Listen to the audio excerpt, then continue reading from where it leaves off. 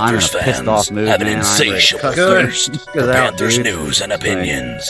Only one We're good 'cause we're podcast live. roars ferociously. Nice. It's the C3 Panthers podcast.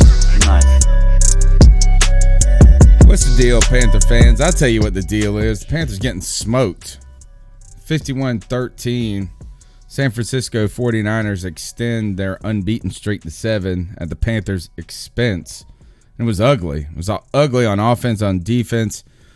Kyle Allen was ugly. Everybody was ugly. But thank God you're tuning in to the longest-running Panthers podcast out there and the hottest, littest post-game show there is, the C3 Panthers post-game show. I'm here hanging out with my man, Cody Lashney, my co-host. How you doing? Tony Dunn, I've been better. And you know what?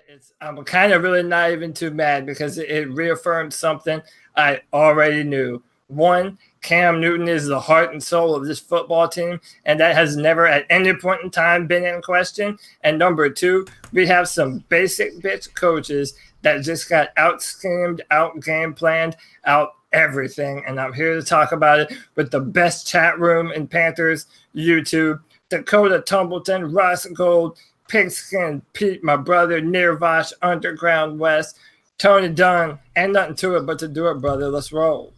All right, man. Hopefully the audio is good. I want to make sure because every week, the audio sucks. In one way, one mic will be great. The other one will suck. But you know who doesn't suck? And that's CK. My man coming back. This game sucked, didn't it, CK? It was awful. Gosh, man, how do we handle this? I mean, there's no other way to handle it than just accept it, man. We just got our ass whooped. And at the end of the day, we have a good get-right game next week against the Titans. So, just kind of go through what we see and just move on and just forget this game ever existed. The only upside is the Saints still have to play the 49ers. So, Greg, you're here too to help us. This is therapy. It's therapy for Panther Nation. The Bat Daddy 52, almost 52 points they put up against us. Yeah, man, I need some therapy, guys. I almost messaged y'all and told you I just couldn't make the show tonight because I was just so embarrassed about what's going on. Like it is hurting me right now. It's just hurting me right now, man, to even talk about this kind of stuff. Not to mention the fact they cost me about $2,000 today losing that game. But man, it's a joke. And Cody, I can't wait to get into you with this about the coaching because this was not coaching. This was lack of execution. Let's go. By all players. I'm on the hill, and I have my swords. I have my AK-47s, and I'm shooting bullets at everyone, dude. Let's go. I'm ready, man. I'm ready. This is lack of execution by everybody in every aspect of the game. And hey, I'm not saying that wasn't there. I'm saying that when your eyes tell you something, believe it. And whenever you see the Carolina Panthers on primetime football, you know they're about to get their ass whipped. And if that isn't on coaching, I don't fucking know what is. I don't know what. Anytime the Carolina Panthers are on primetime television, we know that we're about to get shut down. Because it doesn't matter if it's coming off a bye or whatever it is. In the biggest moments, this team flops like a fish. And if that isn't on coaching, none of us thought that the Carolina Panthers were a bad football team. None of the players that we have are bad players. So why is it today we played so They played bad. They played bad. They played bad. Yeah, you and can't whose blame it on fault coaching, is man. that, though? Well, it's everyone's fault. It's the players' fault. They played bad. It's the players' fault. That's who you blame it on. The players. If you I agree notice, with this. if you notice, our defensive line never had a chance to pin their ears back and get after the quarterback. Because they ran over us. Right. Because they ran the hell. Kyle Shanahan out-game planned us on every single level from front to back. With misdirection, with moving offensive line. North Turner is not capable of doing what Kyle Shanahan did to us today. Okay, Cody, real quick. Lord. There are many times in the game where we watch a game and we look at it and we see Luke Kuechly and we're like, oh, man, look at what he's doing. He's reading the play. He knows exactly what to do. He was and we tripping blame over that on everybody him, there. not coaching. We blame it on him not coaching. So when it doesn't happen, do we not blame it on Luke Kuechly for not reading the play right? We can't go straight to coaching. We give Luke Kuechly all the praise. Luke was exhausted out there. Luke was running around chasing their offense. Everybody was exhausted. Everybody was chasing Tevin Coleman. They should have been exhausted. We just came off a bye week. All right. Kyle Shanahan knows how to use his personnel. Let me tell you, Kyle Shanahan would not have made our defense play better today. Right. I agree. 100%. He would not have made our defense play better. A better head coach would have. But Kyle Shanahan doesn't have nothing to do with the defense. All right, here, we're going to get into all of that. Don't you worry. We've got a lot because we are divided, it seems. Panther Nation also divided. We'll have to talk about Kyle Allen's fall from grace and the reminder that Cam Newton is that big D you-know-what. Thank you. Gosh, we've been trying to tell you for all of our life here. But look, you can be a part of the show by calling into the Cat Calls line. The number's 252-228-5098. We've got your calls. We're featuring in the post-game show. Don't worry. I know there's going to be a battle there. Also, go ahead and battle to help Panther Nation grow despite this loss by smashing the thumbs up button and subscribing to the podcast. And don't forget that halfway through the season, the Panthers were 6.5-point underdogs, and they did not cover. Oh, my gosh. No. And you should not have taken the under. I think that's what we said in the past game. You should take the Panthers and the under, but that's not how it happened. But if you were going to try to make up for that loss today, you should go to mybookie.ag, where you can actually put your smarts in. Not my smarts, your smarts in. Be sure to use the promo code OVERTIME. It will get you a double your bonus or double your deposit for first-time players. Don't forget, you can bet on NFL, NBA, NHL, NASCAR, PGA, or if you could bet on if Greg or Cody's head will explode first. Let's talk about that. Now, let's turn I'm going to turn it to CK. Yeah. CK, we're down 51 points. Cody comes out firing bullets, and he says the coaches are the reason that the Panthers, after a bye, now, look, in Cody's credit, we have Ron Rivera sorry after the bye. He always has been. He's made up ground in the past 3 years, started to even it out. But this one has to be two-step backwards after it. We were not ready. Panthers defense gets run over. Where is the blame today, CK?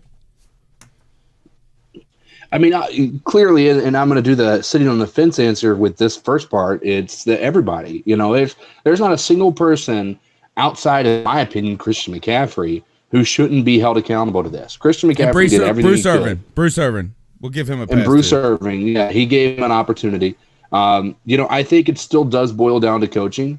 And the reason I say that, and a lot of people, and I was talking to Cody about it, is people are going to look at our offensive line and say, "Oh, we were just garbage this game. We didn't have our starting left tackle, and they were trying to do something." San Francisco had both of their starting tackles out, and they still did this. That is a coaching benefit. If they were able to run the way they were able to run, boils down to coaching, right? They were scheming around the fact that there are weaknesses. And why in the world, and this is why I think there's a coaching issue, right? Why in the world, against the number 2 to number 1, depending upon who you ask, number 1 rated defense in the NFL, are you going to start experimenting with your offensive line? All right, let's go ahead here. Let's throw that out there, CK, because we've had this carousel of offensive linemen for the last 8 years, right? But in the past couple of weeks, after starting out horrendously with Darrell Williams at left tackle, and then Greg Little getting a concussion, please, Greg Little, come back. Gosh, come back. Please don't be Michael Orr, a 22-year-old Michael Orr. But we had this carousel. We thought we were finally getting a kind of gel. Trey Turner comes back, addition by subtraction, or vice versa. All of a sudden, I look at the damn starting lineup that the Panthers put out, and they put Darrell Williams penciled in as the starter. I don't know who started on play 1, but that right away told us we don't know what the fuck we're doing. And then on top of that, I saw Bill Vose say Moton was taking snaps at left tackle and Darrell Williams was playing right tackle. All right, Cody, I know. Just sit over there and gloat. Just gloat. Because it's embarrassing. Because all of us on this podcast are aware that Darrell Williams is a shitty tackle. Why doesn't Ron Rivera know that? Like, literally, this is not just a scenario. It's not just a scenario of us being everybody these arrogant fans. Everyone knows that Darrell Williams is fucking trash, and that we continue to play him on the edge. What happened? Who played today? Who played in the beginning on the left side? Someone tell us that for sure. I'm pretty sure Moton, and then Moton, and then Daly was in there. And listen, credit to you guys' theory that the players just got their ass whooped because Daly had no answer for Nick Bosa. I mean, absolutely no answer for him at all. He shouldn't have an answer for Greg. Can we talk about this? Here's the problem. All right, why am I? You know what we're actually doing? You're talking me in to your own coaches. Shut up. I know. Shut up. Don't worry. I got things to say still. Come on the hill, Tony. There's room. I got things to say. Here, I have s'mores. But here's the issue, though, right? You're gonna sit there. I mean, even with Daly, he was getting beat a few times. But here's the problem: 2 of those sacks, I feel were on Kyle Allen holding on to the. I mean, that Bosa got. One of which was Kyle Allen dropped like 15 yards back before he threw the ball or tried to throw the ball. Like, why are you dropping back? So you're a pocket passer. You're not a mobile quarterback. You got to be able to give them an opportunity to push that edge rusher around you and create a circle around you, create that bubble. Now, the other one is Kyle Allen held onto the ball too long and started to act like Cam Newton and run out of the pocket. And guess who caught him? Bosa, right? You know, and Armstead did the same thing, I think, on one of them. It's embarrassing because you're going to look at that and you're going to say, oh, that's not on Kyle Allen. He's got this many. He got sacked 7 times. Well, the majority of those sacks are his fault. Okay. You're making the argument right there. I do want to say this. Can I just, Greg, real quick, is that when Kyle Allen dropped back, like you said today, and then was trying to step up and then was getting a little harassed, you saw the difference between like 4.55 speed and 4.4 speed of Cam. I have a question. You know what I'm saying? Like Cam's two steps ahead of that. But I do want to point out this Stat Daddy, because we got to give the mic to Greg in a second. But I do want to say this is because I stole your mojo, Greg. I'm Stat Daddy tonight. The Panthers have been terrible against the run. We're 22nd in the league before we went into this game. You know we're at the bottom. Listen to this. In week 1, we gave up 166 yards against the Rams. We gave up 100 in week 2 against the Bucks, 121 against the Cardinals, 136 against the Texans, 149 against the Jaguars, and a bazillion against the San Francisco 49ers. The run and I'm turning the mic over to you, Greg, because I do think this is where it falls on the players. They're just not making the plays here in the run game. It's not great offensive play calling. Kyle Shanahan was not a mastermind today. They just ran the fuck all over us, dude. They just ran all over us. They just ran all over us. I agree with you, Tony. I agree with you, Tony, 100%, man. And look, Cody, I have kids, man, and I can tell you right now that I can tell my kids 1,000 times to brush their teeth, amen, put their shoes in a certain spot whenever they want to take them off. Anything else? But you know what? Every single day, I'm gonna tell my kids, "Hey, did you brush your teeth? Hey, we're gonna find your shoes. Did you do your homework?" I promise you, I'm gonna tell them that. It is not on the coaching staff. You can only do so much as coaching staff goes. Well, it's both. It has to be both. Man. Let's just go ahead and admit that. It has to be both. It's not like anybody. It has to be both. But listen, no one believes that the Carolina Panthers have a bad pass rush.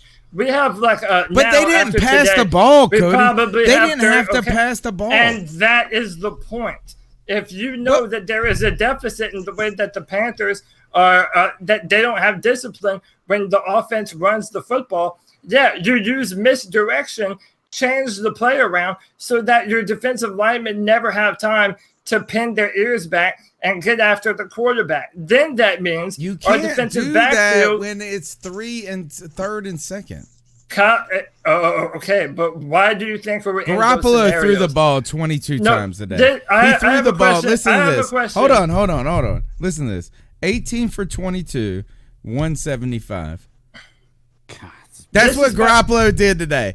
18 for 22, 107. He didn't even hit 205 yards, bro. How did he didn't need to? He didn't hit two. Is there ever been a time in the history of football where 51 points have been scored by a team and the quarterback didn't have 200 yards? Let's be fair about something. Insanity. That's insanity. Let's be fair about something.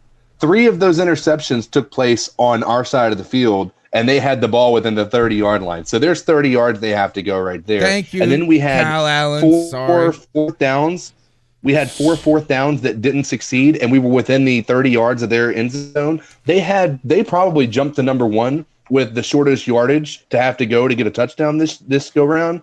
If you try to add up all those points that they got off of our missed 4th down conversions, off of our interceptions, I'm telling you, this is going to be a much closer game than it looks like right now. The problem is coaching. Carlton Cohen, you can't say it's coaching. You have to say it's everybody sucks. No. Then I get everybody sucks.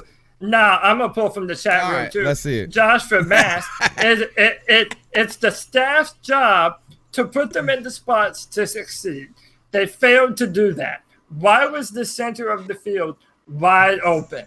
Every time on every 3rd down, there was an area of the field where there was a receiver or George Kittle screaming open. And you're going to tell me that has nothing to do with coaching? Reed was bad today. It really upsets me that every single time that our offense looks terrible, no one is willing to put any blame on Norv Turner. Now, yeah, Kyle Allen was terrible today. And the side story, even though to most others it would be why the do you want to blame Norv Turner? Why do you want to blame Norv Turner for Kyle Allen's How about this? The 49ers don't have better offensive personnel than us. But that's so why did they look so defense. Much better? Well, because our defense played like shit. And we were just letting them drop back against bad offensive linemen that were playing in the wrong spots. They didn't drop back. He only threw 22 times. I'm talking about Kyle Allen. Even when we did throw, whenever their we threw defense, the football, because let's talk about their defense. Drop him back, that's what we should say. And our offensive line is not. We have guys that are playing out of position because Ron Rivera can't evaluate talent enough to know who's better at the right positions. I'm not absolving our players, but if anyone thinks that our coaches aren't responsible for every time we're on television in front of the world, that we just shit the bed like that, and the coaches have no responsibility, what are we talking about? No. Of course it's on the coaches. Cody, yeah, while I'll agree for you, Cody. Way to bring while it. I'll agree with you, you can't absolve the coaches of everything because you're right. There is some blame to put on the coaches, okay? There's a whole lot of blame to put on. You can listen to players and interviews talk, and they talk about all the time how it's on them. Look, as a coach, I can tell you 1,000 times. What else are they supposed to say? Here, Cody. Look, I'm saying, as a coach, I can tell you 1,000 times. Get your comment in, then we're going to the calls. Can y'all hear me? Yeah, get your comment because you said you wanted the mic. So take the mic, and then we're going to the calls after this. Okay, I'll say as a coach, dude, I can tell you 1,000 times to run 7 yards and then run an in route. Okay, but if you run 6.5 and then an in route, you run 7.5 and run an in route. That's not the coach's fault. Okay, it doesn't happen like that. There's got to be some culpability for the players. Okay, just because you didn't execute does not mean the coach didn't call the right call. Sometimes you just don't execute. Sometimes you get fooled. Sometimes you get your ass whooped by 51 points, like we did today. Oh, no, sometimes you don't get whooped by 51 points. Here, I think the credence to the coach's argument, very simply, is this. And it's the same credence to the player's argument. Is 51 damn points. 51 damn points, man. Nobody did anything good today. Nobody did any good. And you know what? When you're losing that bad at the half and you don't make adjustments at halftime, guess who else that's on? But how do you know they didn't? I don't know if it wasn't adjustments. No, but I don't know if it was adjustments. You didn't know what the coach said. Didn't tackle anybody on defense. They didn't tackle anybody. Yeah, that's the end of the day. Yeah. Here's the thing. Yeah, there was something. There wasn't necessarily missed tackles. They were letting these guys walk through untouched. That's the problem. The 20 yards. 20 yards. The blocking was incredible, which is why I think this does fall on coaching, right? Yes. You think about, if you think about this, look at this. They had no offensive line. If you think of their talent on their offensive line, it wasn't there, right? They're missing their 2 starting left tackles. In our world, that means people are going to be dead at the end of the game, right? So if you look at it from that perspective, and if people are able to get 20 yards down the field with nobody touching them, tell me how in the world that doesn't fall on them being elitely coached, right? There's an elite coach on the other end of the phone or other end of the field who's making these blocking schemes, creating these schemes up with their offensive plays that are allowing people to just jet down the field without being touched. And when you get to that secondary and that second level, guess what happens? It's a lot harder to tackle somebody when you're by yourself as Trey Boston. No, right? Yeah, it's very difficult, man. That you can't say that them doing that doesn't come to great execution of the play. Right. Can I put this one idea here? I'm overriding, Cody. I'm overriding. Fine, Tony. Could this be a weakness of the 3-4 defense? Possibly. We didn't run 3-4. Game. We didn't run. We ran 4-3 the whole game. Why though? Why would we run 4-3 the whole game? The entire game. Well, I just feel like 3-4s are more susceptible to running. But no, okay. it's not. It's not a weakness. It's not a weakness. It's not a weakness of the 3-4. When you have 2 weeks, I want to drive this home. We had 14 days to prepare for the San Francisco 49ers, and our fundamentals went out the window. Come on, bro. These dudes did not forget how to play football. What happens is the training, the teaching of the fundamentals, it's so lackadaisical. There is no other excuse in the world for a team to be this unprepared going into their biggest test of the season. It's 100% on coaching. Well, the only thing I've got to say about that is I know that if Cam Newton was in the game, we would not say it's 100% on coaching. If Cam Newton had the 3 interceptions and the 7 sacks and everything that Kyle Allen had, we'd be all over him right now about what happened and not talking about the coaching. So why are we not on Kyle Allen for that? Are we giving him? I think we are. I think Cody misspoke. I think Cody misspoke when he said 100% on coaching. I think there's a clear 70-30. Okay. Like I don't think Cody really means that everything falls on coaching. Right. I think there's the unpreparedness. Yeah. Right. It's the lion's share, as everybody, I want to thank Ross Gould for supporting the show, as well as the the Den Mama, Susan Deans. Thank you for supporting the C3 Panthers podcast. You can be a part of the show by calling in to the Cat Calls line numbers 252-228-5098. And CK, what you said, how many weeks away before we're going to a Panthers game? 3 weeks. 3 weeks. Who are you going to see? Yep. I believe it's the Seahawks first. We're going to go see the Seahawks, who are also a pretty solid team coming out of the NFC West. And if you want to join us at that game, you should check out Vivid Seats. Vivid Seats is the place to go for your tickets to the events you want to go to. You can sort by price, look for seats in section, row, choice, get the lowest price seats, or you can move on down and upgrade using the Vivid Seats Rewards loyalty program. Don't forget to use the Overtime promo code, and you can receive a discount of up to $100 on your first purchase of Vivid Seats. Come on, join us and Panther Nation as we support the Panthers coming off this terrible win. Go to Vivid Seats, promo code Overtime. Let's go ahead, guys, and turn to the Cat Calls. I think that we need to find out what Panther fans are saying about this game. No. So what are your thoughts on catcalling? Yeah, it's pretty you shouldn't do that to somebody. And how did that make you feel? Very uncomfortable. So how do you think catcalling makes the person feel? It feels good, like... Who's that cat sitting in the back corner with his face buried in his nose? Who's that kid that can use one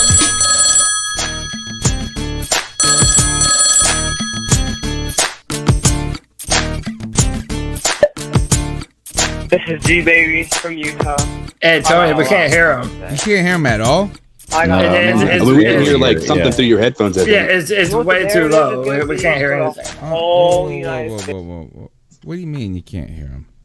Wait, it's like they're mice. It's so low. All right. It sounds like we can hear it through your headphones. Yeah, I did hear him on the YouTube video. I just didn't hear it through us. You can't hear him. All right. So is that a coaching or an execution problem? Oh, that's coaching. Do both. All right, here. While I figure out the audio, guys, Cody, I'm passing the mic to you to continue the show. Yeah. So listen. I mean, if I'm right, I'm right. If I'm wrong, I'm wrong. I think the chat room has kind of echoed a lot of the same sentiments that I've seen. A lot of it, the misdirection that San Francisco was able to use, it really did a number on our defense. And I think that is one of the biggest problems that you saw in this game. The fundamental things, and this is why I'm harping on the coaches so much. It's like you're always having to cover fundamentals. You can't just install your game plan. You have to constantly drive home the fundamentals. Well, we're not tackling. We're leaving areas of the field wide open. It doesn't seem like if you had to guess what the game plan was for the Carolina Panthers today, just based off of what you saw on offense, what do you think it was? Because we didn't decide if we were a running football team or a throwing football team. Yeah. So I think that also stems from a failure to stop them on our defense, right? I think there's a failure there because now all of a sudden, I think the game plan, and I think many would agree, if you play from behind against this defensive line, you're in trouble because you're going to end up being forced into passing situations. And when you allow them to pin their ears back and get after the football, it's game over at that point in time. And we went down in the first quarter 21-3. I mean, that is not a great place to be playing from at the first quarter. Yeah. That's my personal opinion. I think our game plan was, let's establish a good running game. And had that not happened, had that first drive going down the field and actually them allowing them, or our defense allowing them to score a touchdown on the first drive, had that not happened, then maybe we would see something completely different. But even when you think about the points that we scored, every single point that we scored is off of either the interception or off of the safety. Right. Those are the points that we scored, and that safety set up a very short field, which was what we were at the 45, our own 45, so we had 55 yards to go. That every point, that means our offense isn't effective, So I think our game plan was to have the run game established. It just never happened because we were playing from behind. The Ken 867 on YouTube says Shanahan ran circles around our coaching staff. Norv didn't come out with anything to confuse their defense. Our defensive line couldn't push in on them. And that's kind of my point, and it's what you just said, Cody. You can't allow – so we allowed them to pin their ears back. Okay, well, then that's a simple retort. Well, how did you not allow them to do that? And you have to do what Kyle Shanahan did. We said before this game that the Panthers and the 49ers were mirror football teams because we resembled each other a lot. Well, their coaches didn't let our defense do what we did best. Get after the quarterback and allow your defensive backfield to play fast. We couldn't do any of those things. So then our defense stayed on the field. And then on offense, we had no identity. We weren't a running football team. We weren't a passing football team. I'm still waiting for someone to tell me what the game plan was. Because it doesn't seem like there was one. Well, there's a lot of things. Could you hear that applause, Cody? Huh? No, I didn't. You didn't hear an applause at all? Play it one more time. Yeah. Well, Cody, there's a lot of things that go into that, you though, don't man. Hear that? I barely, but just barely hear it. All right, hold on. All right, keep going. You spoke it into existence, Tony. Okay. Well, real quick, Cody, there's a lot of things that go into that, though, man. I see the problem. All right, go ahead. Keep going. Like I said, it is very hard to get human beings to do exactly what you want them to do. And here's the difference is when we go down 21-3, it doesn't matter what your game plan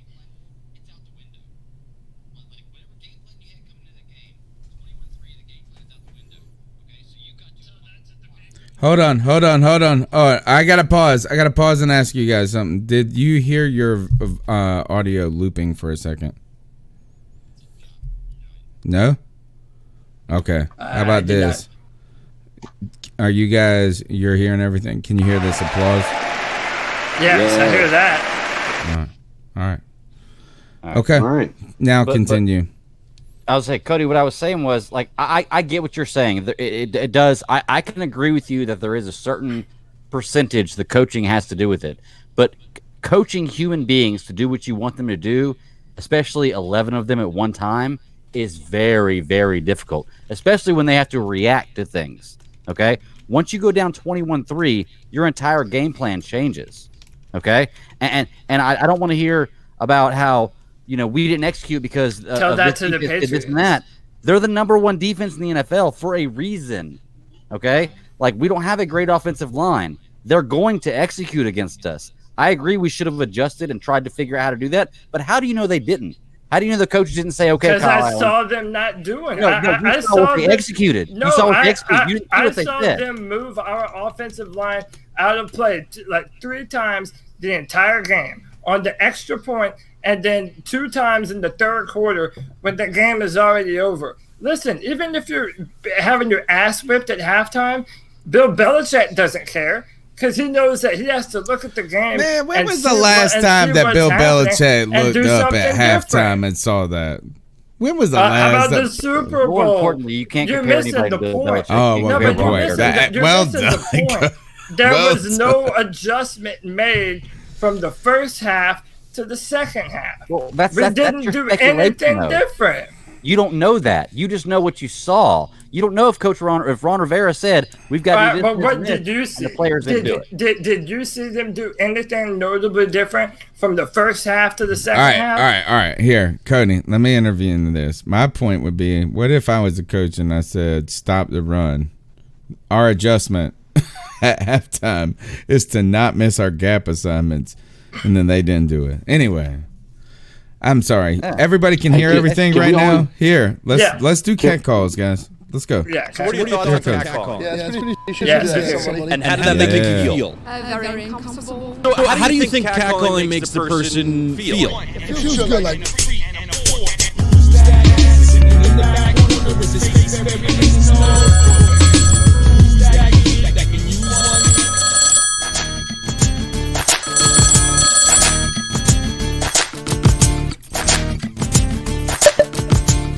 This is G-Baby from Utah. I got a lot to fucking say. I got a lot to motherfucking say. What the narrative is gonna be? Tony, there's an echo, dude, on the YouTube. All right, I got it. Sites and TV shows. Oh my God, the Panthers need Cam Newton. Like, get the fuck out of here. Keep that fucking same smoke when my motherfucking boy comes back. No, we I don't don't give a fuck. I know. Don't worry. You can't. They can. Hold on one second. I can fix it. He's talking shit about Carolina. Y'all wanted to throw our fucking franchise QB in the fucking dumpster. You were treating this man like he's a shit underneath your fucking big toe. The fuck out of here. And y'all want to trade Cam Newton? Are you fucking crazy? I can't even finish the fourth quarter. I had to leave to come to the grocery store and get some beer. And then I'm going to go to Smoker's Delight and buy go back. I know, I got you. Hold on, I think I fixed it for everybody. Let's talk about this. You got it now? Oh my God. He's not the one. Trade him. Fuck y'all. I'm sick of that shit, man. I've been hearing this shit all fucking season. At work, wherever I go, I got my fucking big ass Panther jacket on right now, so people know who the fuck I'm repping. But Kyle fucking Allen needs to get the fuck out of Carolina. You know who we need to trade for? Why don't we go trade for Trey Williams? Why the fuck not? Because Darryl Williams, I don't know if you guys noticed, but he was in the starting lineup and make fucking Yankees his palm ass. And now Dennis Daly's starting at left tackle. What the hell are we going to do with that? And now Darius Wright, I don't know if he's going to come back. We need a fucking receiver. We need a DB. and we need a left tackle. And we need to make these moves before fucking Tuesday. Period. Because guess what, ladies and gentlemen? The fucking Saints won again. And now they're still 7-1. That's not fucking good. Still echo right now? That's not good at all. They said we're good. good. Some wins. Cam needs to get his ass back. We need Cam back. And my God, I don't even know what else to say, fellas. Like, I really don't. Like, this is pathetic. Like, I honestly thought we had a chance. But my God, when you turn the fucking ball over, dude looks like he's seeing fucking ghosts. Fuck the ghost. He looks like he's seeing demons. He's got Cam Newton on his fucking heels. And I knew this shit was going to happen. I knew this shit was going to happen. All right. So, intermittent call right there. It wasn't intermittent for the call. It was just intermittent for y'all. Well, how about this? Let's play the next call, guys, and then we'll come back to it. We'll play in a couple of calls, we'll come back to the angry call. What do you think? Sounds good. All right. Let's see who we got next. Like I was just saying, I knew this shit was gonna happen. Wait, no, it's him. It's him again. All right, we're gonna come back. We're coming back to you, brother. Don't worry. Hey guys, what's up? This is Dakota from South Carolina. Listen, y'all. What's up, Dakota? My man. We've always been my dude right after here. the bye, but this is I love obviously good coaching. And people are getting it twisted out here. Yeah, we got Allen in here, and he's stinking it up right now. But he's a backup quarterback.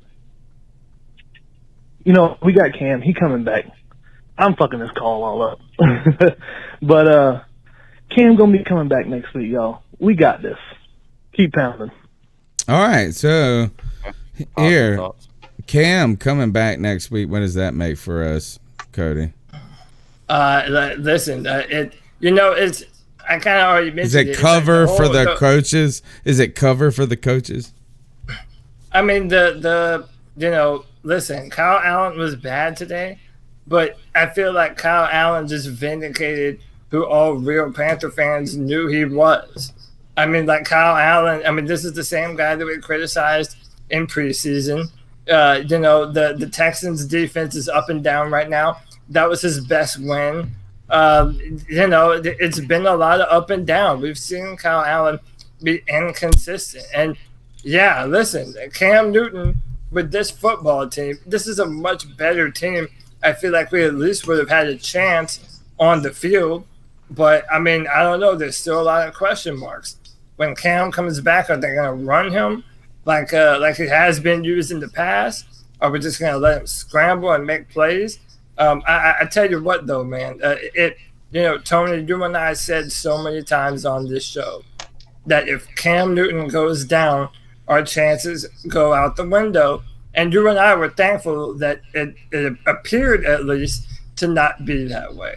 Well, maybe we spoke a little too soon, or maybe we were just reminded in the most brutal way imaginable how much Cam Newton still means to this football team and how much he does for us. That's the truth right there. You just said it right there. Here's the appreciation. Here's the appreciation for it, too, though, right?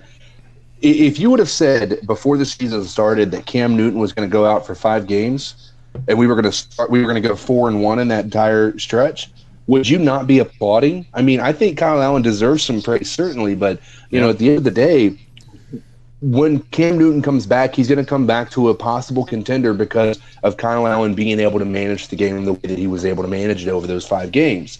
Unfortunately, we were falling to one of the best defenses, which is what we were talking about was a measuring stick for our offense. So, I think we saw what we have, and I think now we can appreciate that Cam Newton offers a level of dynamic play that we haven't seen from Kyle Allen or from Cam Newton, for that matter, for the past 8 games, that he's played. So I'm tired of the infographics that are going to use Cam Newton's last 8 games as a measuring stick, because it's clear and obvious that he was hurt not only for those 7 games last year, or 6 games last year, but the 2 games this year. So let's go ahead and throw those out the window, and let's talk about a healthy Cam Newton and see where it goes from here. Yeah. Well, for me, man, I want to see all the people in the chat room and all the people online and sports commentators and everything. I want to see what they say about Kyle Allen now, because I was hearing a lot of Kyle Allen screams before this week. I was hearing a lot of Kyle Allen screams, trade Cam Newton, this and that. You know, CK, you brought up the best thread of people talking about how in one phrase they'll say Cam Newton's garbage, and the next they'll say trade him to Chicago. He'd be a great trade for Chicago and all this kind of stuff. But I don't see anybody screaming Kyle Allen now. So where are all these Kyle Allen supporters the day after he gets his ass whooped? And you could say it's play calling, you can say it's execution. For the sake of argument, I'm going to say 50-50. Okay, so that way we can agree to something. I'm going to say 50-50. Kyle Allen did not execute. And guess what? He hasn't executed the entire time he's been there. He's gotten lucky he hasn't thrown an interception. He's had about one interception every game dropped. So he should have had at least one interception every game. He has not thrown like the lights out. Yeah, I mean, he has not done great. But because he wins, because the game is won, everybody has given him the credit and acted like he is the savior of our team.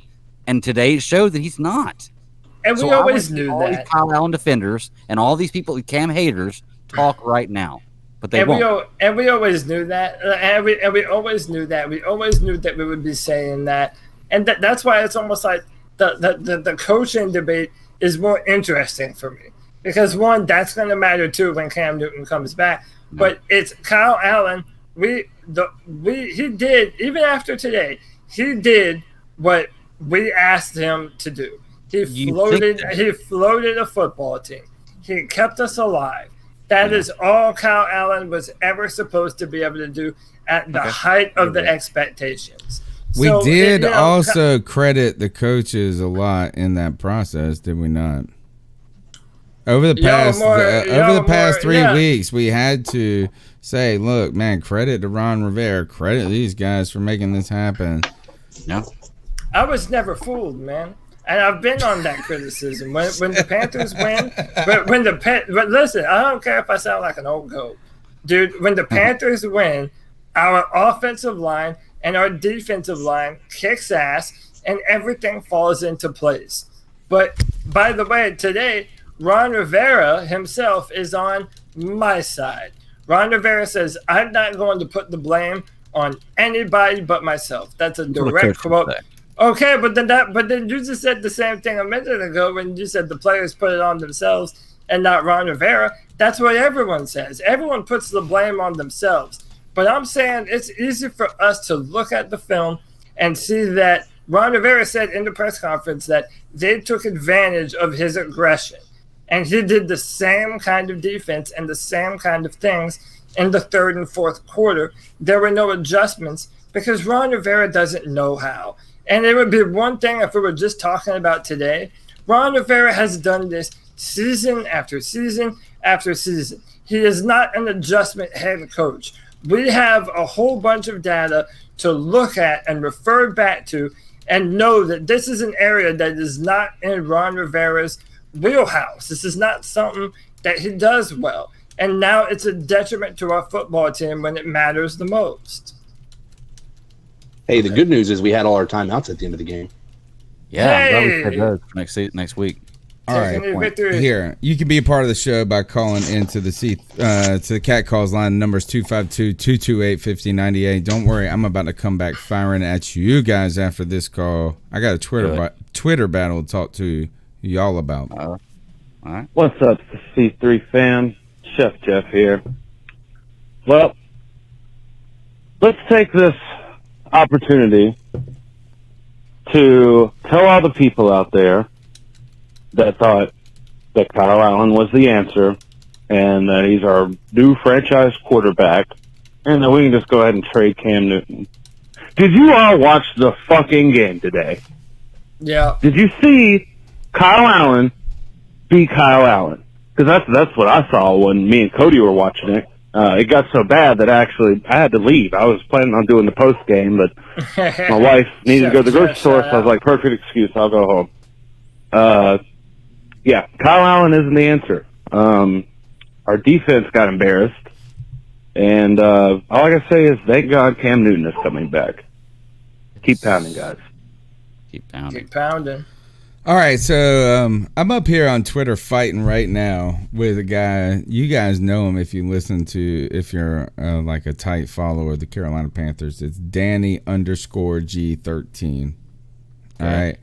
And Danny, I'm pretty sure, used to be part of the Missed Opportunities podcast. That guy, right? Him and this guy named Billy Marshall come at you a lot, right? So I put out a tweet earlier, and actually, I'm going to be honest, I stole this perspective from CK that the San Francisco 49ers are the 2015 Carolina Panthers. Okay. Or at least very resemble them in some ways. Beat a team, like beat people every week. Everybody continues to tell you're a bad team. Beat them with a great defense that puts you in great positions. Run the ball. And my man comes at me and he says, you must have forgot that Cam Newton was 80% of the 2015 season. Now, look, do I believe that Cam Newton was not sensational that year? No. I love Cam Newton more than any of y'all motherfuckers. I don't even feel guilty about saying that. But you remember that defense was freaking legit in 2015. Yeah. And it put us in spots to win and win and win each season. Okay. And go ahead. Go ahead. No, right. let's. So that defense, I'm not trying to say it put Cam in a position to be a 2015 MVP. What I'm saying is that defense alone, without Cam Newton, was still a top 10 defense in NFL history. In 2015? Yeah. But wait a minute, though. So am I not remembering correctly the New York Giants game where we let them march all the way back down the field and Cam Newton had to win us the football game? That wasn't one game. That wasn't just one game. That was a lot of games. There were a few games that we let them come all the way back. And it was the Colts. Yeah, the Giants. Yeah, you had plenty of. Yeah, but all right, now we need to go back and look at were there any interceptions, were there any turnovers that put that defense in a bad position. You can't just simply look at a score and say an offense had to come back and tell me that it's the defense's. Well, again, I don't think you can't just look at a defense like that. You're trying to tell me that the 2015 defense was shit? Y'all want to tell me that? No, come on, let's bring that. It definitely wasn't shit, but what it does we were number 6. We were number 6. Look, I just pulled up. We're number 6. And let's see, this is, look, we were number 6, and this is, what is Pro Football Reference sorting by? What do you want to sort by that year? I mean, pick a stat. I got it up. Pick a stat. You want yards per game? You got to pick a stat because you can't just go overall. Okay, all right, hold on.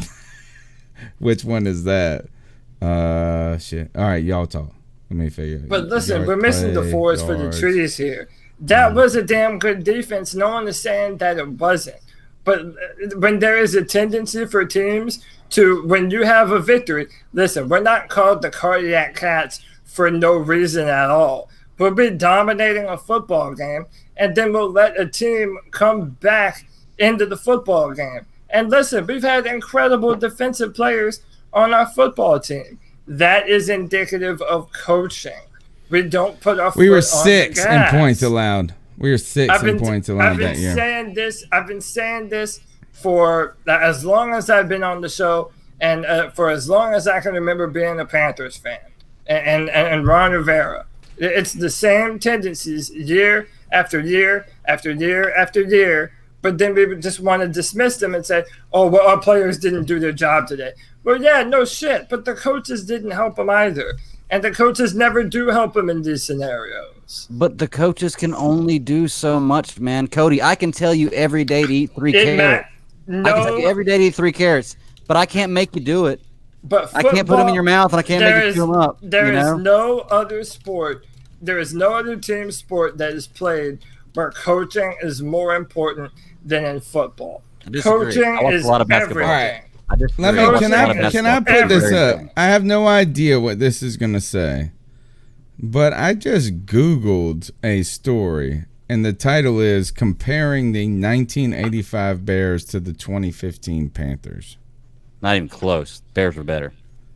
The fact that the story exists shows my defense. That defense was fucking legit, guys. You guys are shitting on. No, you guys are shitting on the Panthers defense that year. Not the Panthers defense. We're saying that on offense, it was 100% Cam Newton all the time. I agree with you on that. Yep. We had Ted Ginn, Cotchery, Brown. I mean, it was definitely Cam Newton. All right, listen to this. Let me just read you this. This is from USA Today in 2016, January of 2016, while we're going to the Super Bowl. Okay. Here it is. Quote, the 85 Bears gave up 12.4 points per game, which makes the Panthers 19.3 games allowed per game seem downright poor. It's not, especially in today's NFL. Both teams got elite play from their linebackers, both notably Mike Singletary and Otis Wilson for the Bears, Luke Kuechly, Thomas Davis for the Panthers. The Bears had an elite pass rush defensive coordinator, Bobby Ryan, which made them incredibly hard to get any momentum. Actually, you know what? I'm going to stop reading this because it's not even helping my position. Jeez. There's not even any stats in this stupid article. Come on. Guys. Can I switch the subject up because I think that that's good, but I feel sad, right? My sadness doesn't come from the fact that we lost. It's that I was really hoping Shaq Thompson had a good game. No, he did not. I was hoping that he had a good game. You were hoping. I didn't see it. I was hoping that he was going to have a good game coming back from what he was going. Like I was hoping he was going to have like a Brett Favre type of game where Brett Favre lost his dad and he lit it up, and then Shaq Thompson lost his mom. I was really hoping for him that this was going to be a game where the defense could hold their head up high and say, we did everything in our power to make sure we won this game. And I hate to say it, but man, like it was just I'm sad for him. I'm sad for the defense. I'm sad that everybody, essentially, in my opinion, let Shaq down because I feel like he deserved to have a win there, dealing with what he's been dealing with this past week.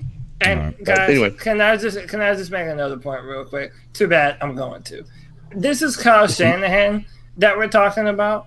Kyle Shanahan and Ron Rivera have a history with each other. So it's not like Ron Rivera doesn't know what Kyle Shanahan wants to do. And yet Shanahan still did whatever he wanted. Like, this is what, look, I feel like the wires are getting crossed here. I'm not saying that our players didn't get absolutely beat to shit today, because that's obvious to anyone that was watching. But what I'm saying is there are ways to mitigate the damage being done to your football team. And Ron Rivera and Norv Turner don't know how to do that. What could they have done then? Yeah, that's what I want to know. That's a good point. What could we have done? Okay, what could they have why done not? To mitigate if you know that Kyle Allen is throwing interceptions directly to Richard Sherman, why not commit to a run game? Why not? Because we're down 40 points on more pull plays. Because we're down 40 points. We're down 40 points. You can't switch to a run game when you're down 40 points. Why didn't they do that in the first and second quarter? You have one of the best running backs in the NFL. Don't let the defensive line pin their ears back. Use your guards to pull and get extra blockers on the outside. We have Curtis Samuel and DJ Moore. Norv Turner was using the misdirection to great effect last year. Why is he not doing that anymore? Well, Why Cody, is that not a legitimate question? Well, Cody, you want to talk about adjustments, and like you said, we should have ran the ball if the pass wasn't going. Well, we can't run the ball when we're down 40 points. But if we give Christian McCaffrey the ball the first two quarters and he's getting stuffed because we're against the best running defense in the NFL, and we don't pass, then you get mad that he's not adjusting because he's running the ball and we're not executing. Why are we playing? If we do pass and we don't score passing, then you say we should run the ball. Like, it's a no-win situation. Like, no matter what we do, if you fail, they didn't commit to. They failed because they didn't fully commit to either one of them. And by the way, how come on third down we're always in zone coverage?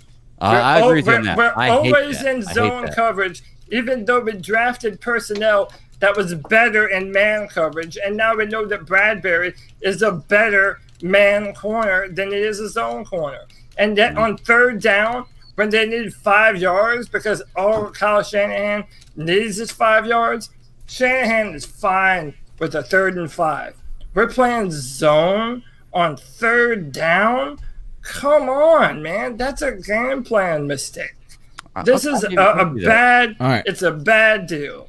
You're listening to the C3 Panthers podcast, or post-game show, should I say. Panthers took a drubbing today. But you can be a part of the show by calling in to the Cat Calls line. The number is 252-228-5098.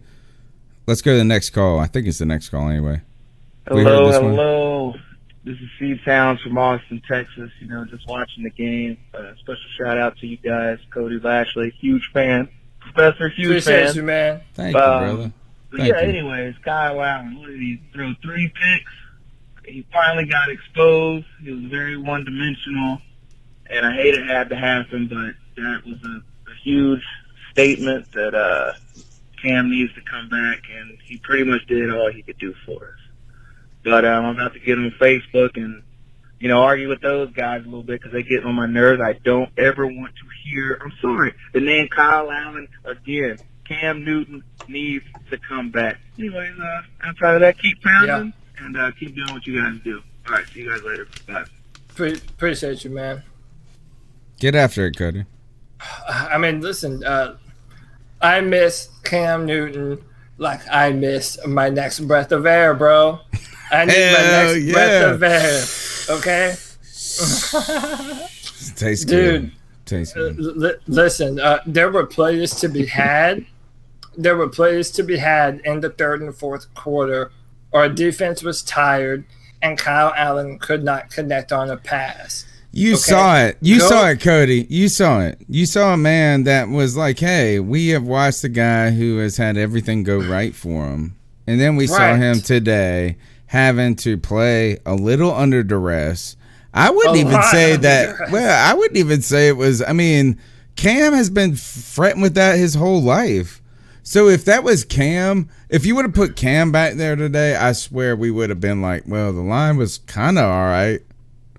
I swear to you, he looked like he was under duress. He was doing those different things. And then he was fucking missing. He was missing. He just missed every pass. He missed every deep ball. He missed every comeback. He was like him and the receivers. He was throwing it behind him. He was not that. It was finally this. You finally saw what happens when everything don't go right. Right. Same thing that happened in the Jacksonville game. I mean, Kyle Allen misses a bunch of plays in that game, and like I said, we know that Kyle Allen is a game manager quarterback. But people forget how good Cam Newton is late in the football game and how bad we need him. I'm gonna be honest with you though, this offensive line is still frightening to me when you consider we're gonna play some good defensive lines coming up. So. Mm-hmm. And I have a question for everyone. Think of all the teams that are considered to be perennial contenders. The Patriots, the Packers, Seahawks, you name them. How many times do those teams get 50 points put on them? And then ask why it has happened to us in 2 consecutive seasons. I don't know what else everybody needs to see, man. I really don't. I'll agree with you there that go ahead, Cody. Go ahead, CK. I was going to say, can we at least appreciate that Cam Newton didn't come back this week? Yeah. Yeah. Thank God. He'd have been traded next week. Thank God. No, he wouldn't have traded. Well, what do you do? That's kind of what I'm kind of interested here. Actually, this might be the realest question of it all. Is did any of you, when we were getting beat to shit like this, wonder, man, can we make it this year? I mean, think about it. The Saints won today. They continue to pull away with the division. Minnesota's surging for, like, those guys are winning NFC North all the time. Are we really going to make a playoff run? We're going to bring back I think so. Like, well, okay. Tell me why. Tell me why this isn't Did anybody else have that moment of kind of despair?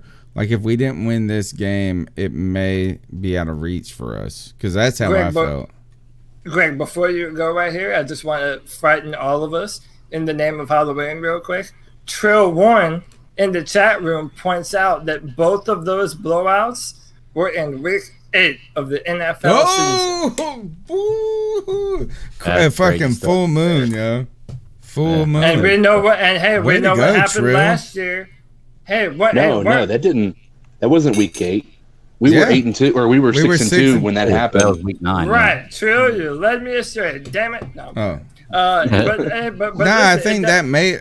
Okay. It's the same kind of thing, though, right? Now, then we were 6-2. Now we're 4-2, but we're coming off of a bye, and this happens. Like, I mean, I don't know about y'all, but I saw this movie last year. Yeah. That's what I felt like throughout the entire game. You know, we're not going to lose 8, and we're not. No, you think Cam comes back and we lose 8 straight? No, that's why I think it's different. No. But I think we're still going to be 7-9. We're going to be 7-9. 10-6. We have seen. Now, granted, Cam wasn't healthy, so yes, that is the X factor. But we have seen defenses with a Cam Newton-led offense, and their defense is just putting Norv Turner's offense into the dirt. So, I mean, there we go. I don't know. Well, being realistic with it, and I was thinking about this before we got on the show, the way I look at the Panthers right now is we are a wild card team, probably going to win 11 games, 10 games. Probably. Can't say that anymore. Wild card barely. But we're a wild card team that loses in the first round. We are not a championship team right now. Not saying that if we get in the playoffs, we can't make a run to win the title. I don't think we're a wild card team right now. After a 52 point drub, there's nothing that makes me think that we're we're better than the Rams. Well, think about who else is. They beat us. See, the problem is, I think that you're gonna have so many powerhouses. So you have you're gonna have the Rams, the Seahawks. West. NFC West, you have the Seahawks, the Rams, and the 49ers. 49ers are right now running away with the idea of being able to win that division. Seahawks are doing really well, and then the the Rams have been making a play at winning as well. So I think there's a lot of promise, certainly, that that those teams are going to go wild card, whereas we're unfortunately not as lucky. Yeah. Well, but the Rams have clout because they were Super Bowl contenders. But they also have a better record. Well, they're 4-3 just like us, and they beat us by 3 points, and we missed 2 field goals. I guess. I'm just saying, like they're not that much better than us. All right. Wait, let's go back to the calls. Which team is not that much better than us? The Rams. The Rams. They're 4-3, same record as us, and they beat us by a field goal when we missed 2 field goals. They do probably have a more difficult schedule going down the stretch since they were number 1 last year, and we weren't. But we're not doing any. Gosh, how are we really 4-3 after losing by 51? I don't even get that. But all right, here we go. That's what you got to get out of your head. Is you got to get the 51 points out of your head and look at the record. How can you? Even though it's a 51-point loss, it's still one loss. All right, one loss. We could have lost.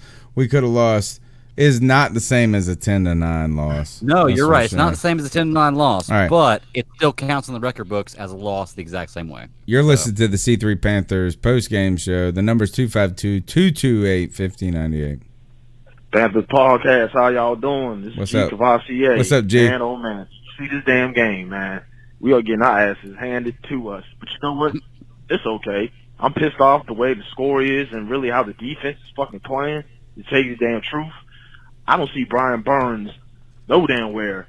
The only person I think that's like really playing the damn heart solid is Bruce Irvin. You know what I'm saying? That motherfucker is playing today. I give him that. You know what I'm saying? Yes, he is. But, San Francisco, I salute them, man. They kicked our ass. Reed looked like trash today. They got to do all these little run plays or whatever, but we need to learn how to stop the damn run, man. To rush the pass like a damn pro, but we need to stop the damn run. He's saying for the love of God, I man. agree 100%. But like I'm saying, it's not the end. And I'm not really all that damn pissed off. I had money on this game, but you know what? It's still Panther Nation. We're still making the playoffs. I'm not even damn worried about it. But we need to tighten the hell up. We got Tennessee next week, and after that, we got Green Bay. We have to tighten up. So give me y'all thoughts on that. And always remember, y'all, keep pounding. Got to stop the run. That's the damn point of the matter. That's what I've been saying, and that's why I say it's not just coaching. Is that our team just could not tackle a mofo today.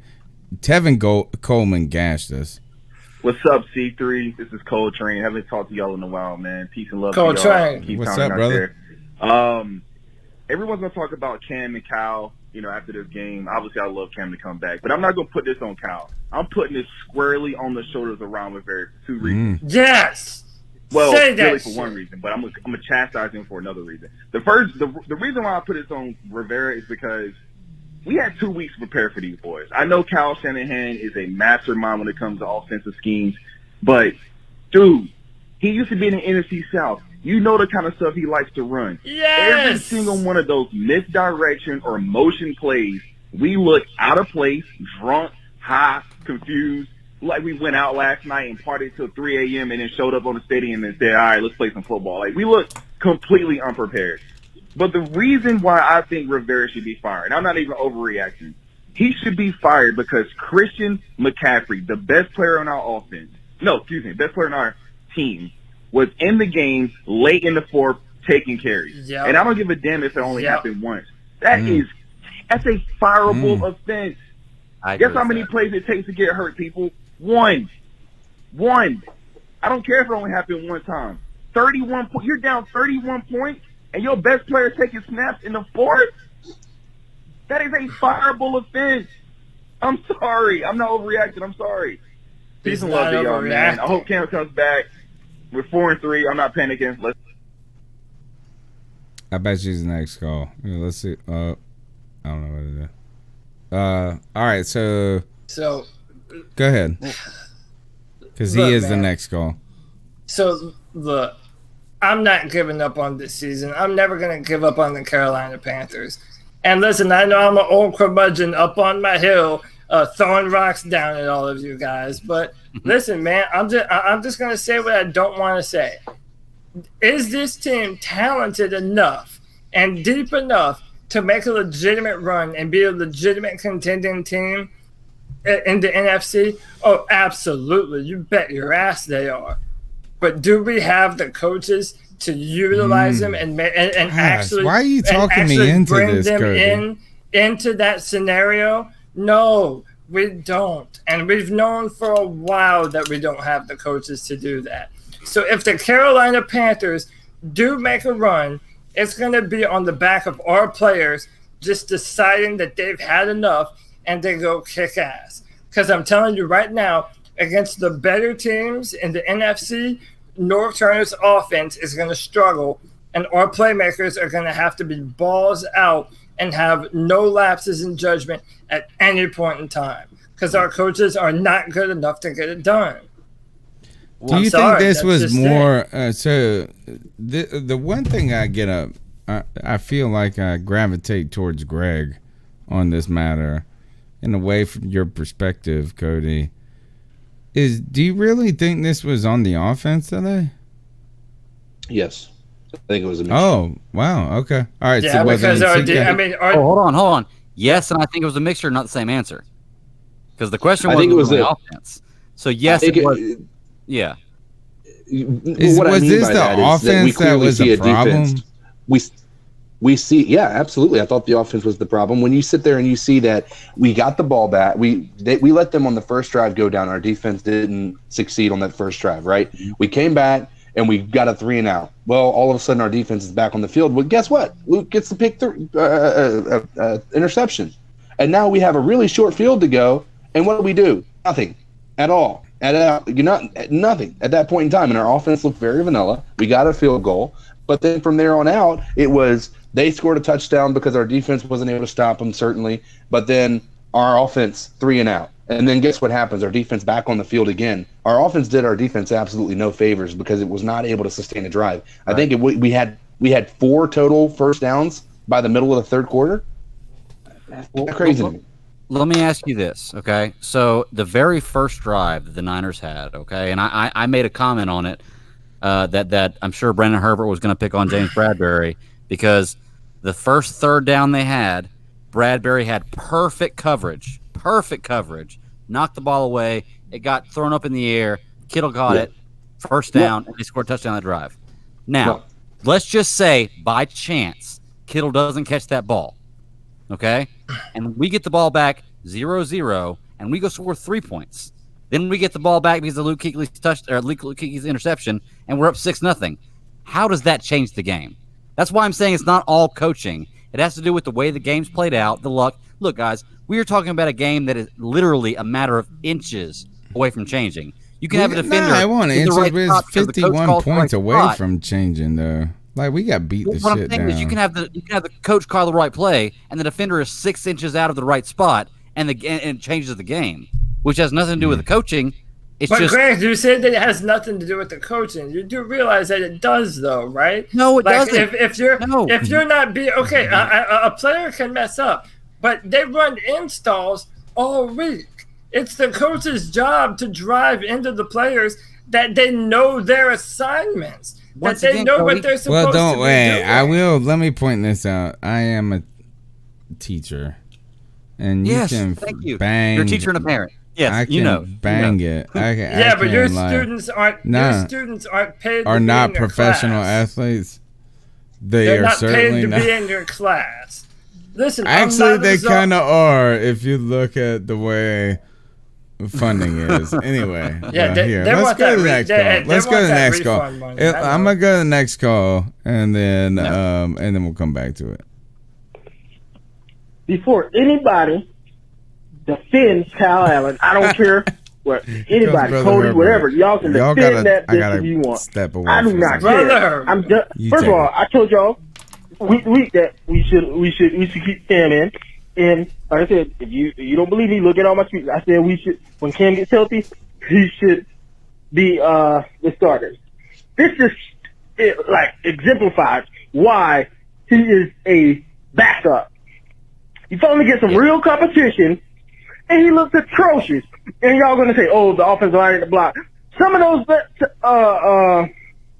sometimes the offensive line got beat, but sometimes he had time to throw. Oh my goodness! Like he overshot Curtis Samuel. He literally threw the goddamn thing straight to Nick Bosa when Nick Bosa was looking at him. How do you do that? Yeah, they were like having a conversation. He was like, "You gonna throw it to me? Throw it to me." Then, oh my God, I cannot. Oh, this Ron Rivera. I've been saying this since like 2 years from now. Running, he should be gone. You walk out with that defense, that atrocity of a defense. They had their third and fourth string getting 40-yard runs. Yeah. I don't know what to do. I don't know what to say about this freaking team because it pisses me off because I know what the talent level that we have, and then we're getting squandered and just wasted because of the Ron Rivera era that needs to end, and it needs to end now. Yes, it does. Yes, it does. Can I point out in the same call, like in the same sentence, this guy points out how Kyle Allen throws the ball erratically to a defender and then blames it on Ron Rivera. Like, I'm sorry, but I don't know how you blame what the quarterback executes and his actual throw on Ron Rivera. Like, it's not a remote control car out there. Like, Ron's not sitting on the sidelines with a remote control and hitting the button like a PlayStation, telling him what to do. He tells him what to do. He executes a play. Ultimately, it's the quarterback's decision where he throws the ball. So how do you blame coaching for Kyle Allen throwing the ball to Nick Bosa? But this is okay, but it goes back to what I'm saying. We're not just talking about one game that happened today. Every season, there is a game where our whole team forgets how to play football. Listen, I asked this earlier. I'll ask it. I'll ask it again. Did any of us think that we had a team going into this game that was even capable of putting on this kind of piss poor performance? Like, what's the deal? Did all of our best players forget how to play football?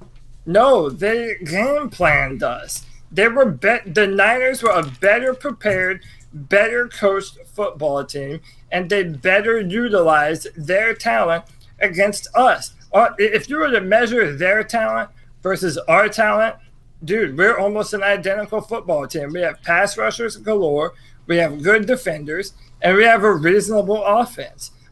Listen, me and Brandon disagree on so much all the time, but Brother Herbert and I are in lockstep. We have seen too many of these performances from a Ron Rivera coached football team for us to just say, oh, well, it's an anomaly. The players didn't play well. Yeah, but there's a reason they didn't play well. Well, you know what else I saw from a Ron Rivera coach team? I saw three back-to-back NFC South titles. I saw a 15. We can't use one of those. One of those was a Super Bowl. I saw a Super Bowl appearance. Like you can't just blame everything on the coaching staff. I'm sorry, but it's like I said. I can go out there and drive my car, and I know the speed limit. I know the rules of the road. I know what to do. But I go out there and wreck my car. I can't blame the DMV for not training me right. Guess how many winning seasons Ron Rivera has had in his 9 years as head coach? Winning seasons. Usually I have to say probably 4. 3. Okay, so 3 in 9 years. Yeah, okay. In 9 years. What years are those? What year? 2013, 2015, 2017. Should have been that. 2013, 2015, 2017. Should have been 2018, but we're terrible. Well, okay, so that means he has 3. So what? I mean, do the math on that one. He's 3 and 6. He's 3 and 6. All I'm saying is your voice can only go so far. Cody, like I said, I can tell you every day you need a carrot at 9 o'clock in the morning, a carrot at 12 o'clock in the afternoon, and a carrot at 4 o'clock in the afternoon. But if you don't do it, you can't blame it on me because you didn't eat your carrots. Well, yeah, because there's a level of. I don't know what eating carrots 3 times a day means, but let's go with the next call because everybody is on Cody's side. Cody Lashney is the favorite person. Everybody always loves Cody. I agree. I'm so jealous. Because he's better looking than me. Before anybody defends Kyle Allen, I don't care. Is this the same call? Anybody, Cody, whatever. Y'all can defend that. All right, here it is. Yeah, it's the same one. Guys, Kyle from VA. Oh, I love when they're sad like this. Terrible. I feel terrible too. Kyle Shanahan made Ron Rivera look like he was coaching his son's Pee Wee team. Shanahan was just like, Cody, everybody's just calling up giving Cody props. That was terrible. Offensive line played like shit. Kyle Allen played like shit. I mean, he didn't have much time. But still, I mean, he was just missing players left and right. So, anyone who said Kyle Allen was better than Cam Newton athletically, yeah, I'd like to see. Who said that? No one ever said that. Act like they've never seen a run play before. Athletically, I think Luke Kuechly and Bruce Irvin might have been the only 2 people that showed up today. I didn't see Brian Burns at all. I think our linebackers look. They looked tired. That's what happens when you chase the Kyle Shanahan off. Look this way. It's a lot of that. And I mean, they outplayed us by a lot. We got coached by a lot. And we just weren't ready for it, man. So, who is this Carolina Panthers player after this? That loss just. I was expecting to win. Honestly, I didn't see a situation where we lost. We just got demolished from inside out. I don't know where we go from here. Maybe we change the season, get a high draft pick, let Cam sit out. No. No, there's no. We're still over 500. Yeah. Not saying that is the route we should take, but I feel his position, bro. I feel my man's position and like where he's trying to calculate himself to his where we're at. I mean, seriously, and that's what I was saying earlier, guys, is that do you think right now the division, I mean, yeah, maybe you could make a wild run, but the Saints are running away with the division. Wild card's going to be tough. Now you're putting Cam in there. You hope he don't get injured again. Oh, my goodness. Do you really think we're going to legitimately have a playoff shot? Here's my problem. If we don't this year, Cam Newton's not here next year. You think I so? like that. I like that attitude. How about this? If we don't, Cam Newton's not here, nor is Ron Rivera, nor is Marty Herney, nor is everybody, nor is North Turner. That's a great point. You won the argument, TK. I don't know about Cam Newton. I mean, listen, it depends. So we have to see how he plays going forward. But I mean, listen, everybody, everyone that you just mentioned has to go. I mean, if we end up with another terrible season on our hands, 100% the coaches are going to go. But it depends on how Cam Newton You guys performs. again won the argument tonight. Cody, you just we're coming back to it. Now we're circling back again. We're circling back to the coaches. Yeah, but, I mean, listen. Okay, look at San Francisco. They had defensive head coaches, but then who did they hire? Kyle Shanahan. Hey, who did the Green Bay Packers hire? Matt LaFleur. Another offensive line coach. Why the Green Bay? Okay, but look at their defense.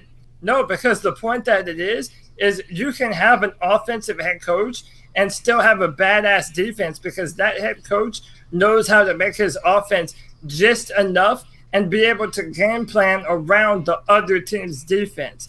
Carolina doesn't have that. Carolina doesn't have that. We haven't. Norv's supposed to be that, though. Norv's supposed to be that. Norv hasn't been that since he was with the Cowboys. He wasn't that anywhere else. Literally anywhere else. Well, you realize you use that Packers I won't say excuse, that Packers example. The Packers are run by Aaron Rodgers, period.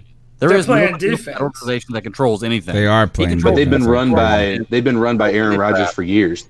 Exactly, that's what I'm saying. So that is not coaching. Matt LaFleur is not making the Packers better. The fact that the Packers have barely won a few games. So why did Aaron Rodgers put up the best numbers of his career at home in Lambeau under Matt LaFleur? You're talking about one game, right? So why didn't it happen last year? Matt LaFleur's tenure. If you have a better coach than the coach, if you have an incredible quarterback, they'll bring you all the way to the playoffs, like Cam Newton has done, like Aaron Rodgers has done. But it takes the type of coach to be able to push you over the edge. Why do you think the Saints are the team they are right now? It's less about Drew Brees and way more to do with Sean Payton. Do you think Pete Carroll is that? Yeah, I think Pete Carroll's a way better coach than Ron Rivera. I've heard tons of complaints about Pete Carroll as a head coach from players that play with him that wanted to get out from under him, that he's a horrible coach, that he says the same kind of stuff. He's a winner. He's a winner. He's a winner. Look, here's my thing, Cody. Maybe it's me personally. I don't need somebody else to tell me that I'm going to win. I don't need somebody else to tell me that I'm going to do this and I'm going to do good at it.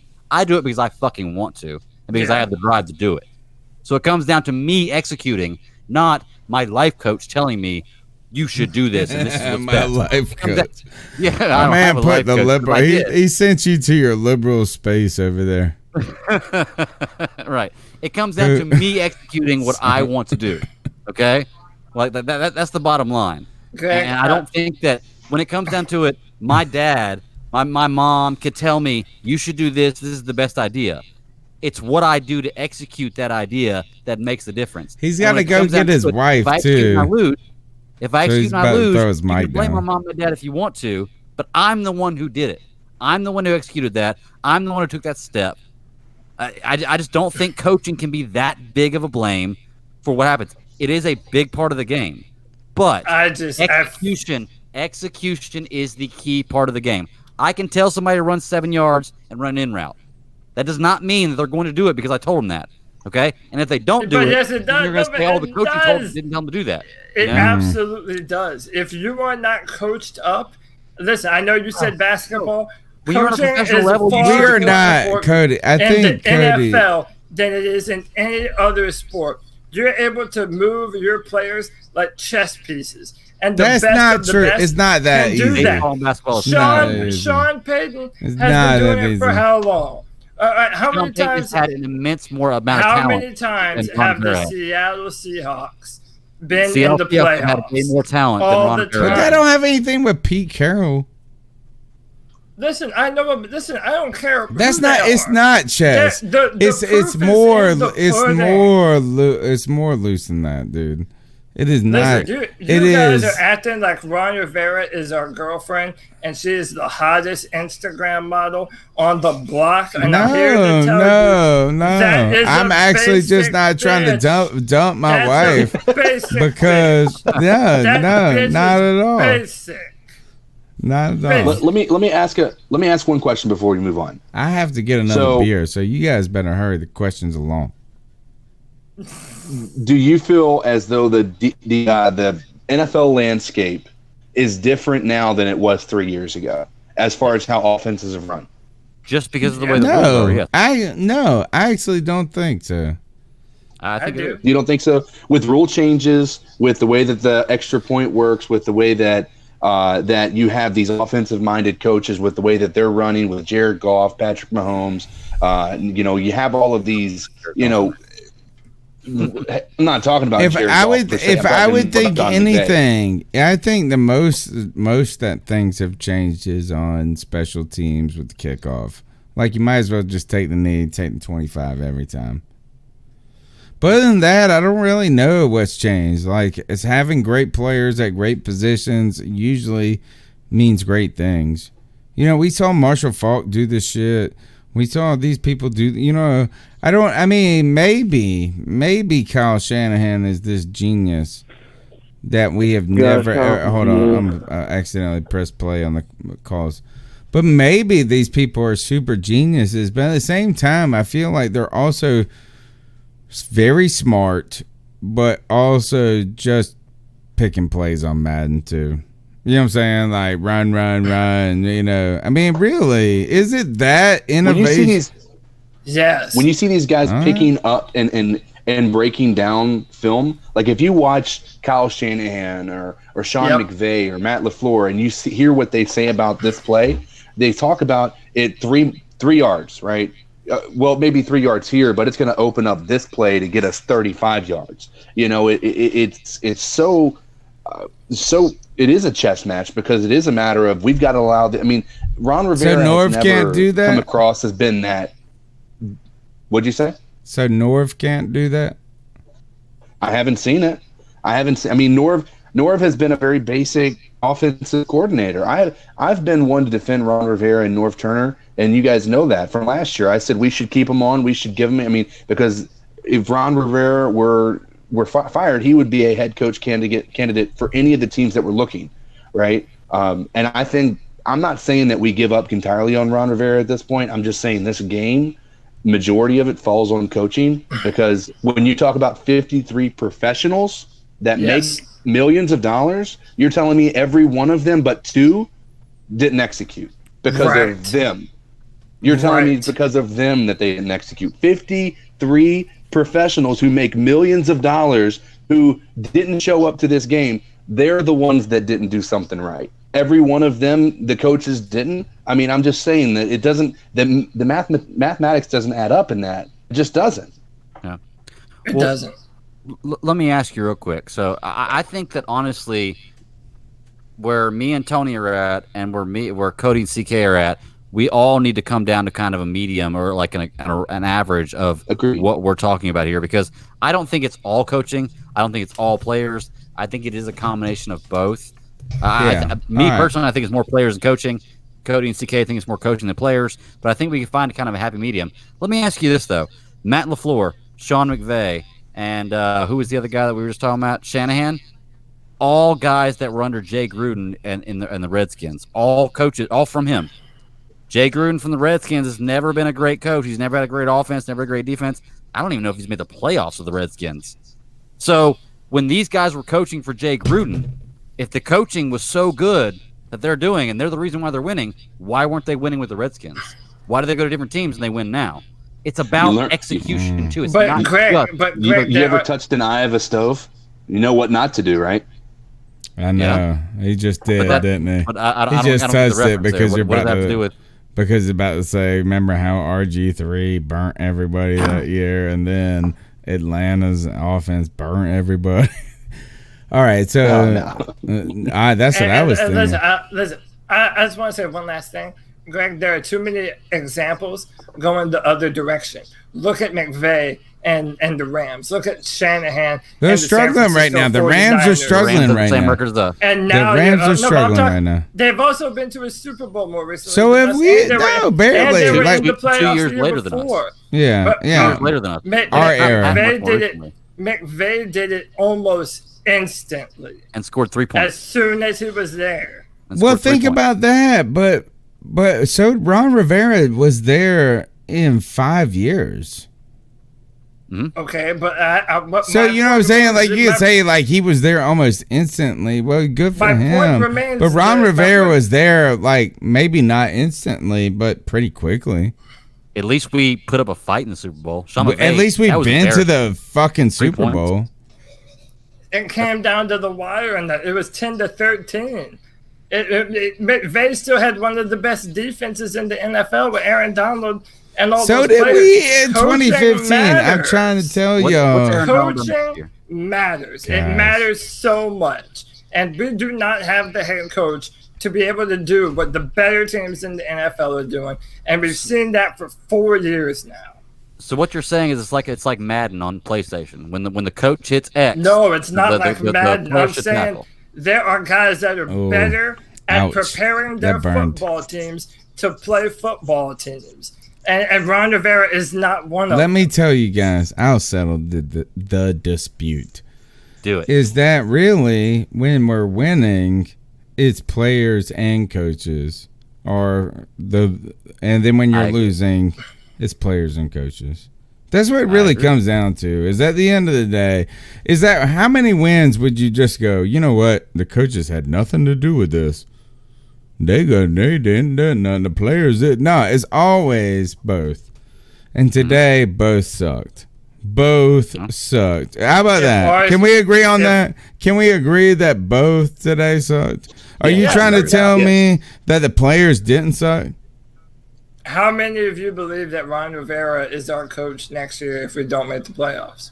No, I believe he's definitely fired if we don't make the playoffs. Yeah. Right. So then, but that has nothing to do with him being a good coach or not. Well, yeah, it is, because if he's a good coach, you're not going to fire him.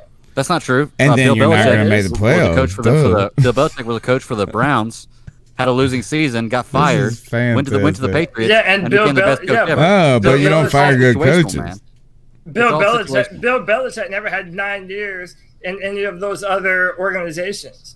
So, but he also, Ron didn't lose. He has not lost every year.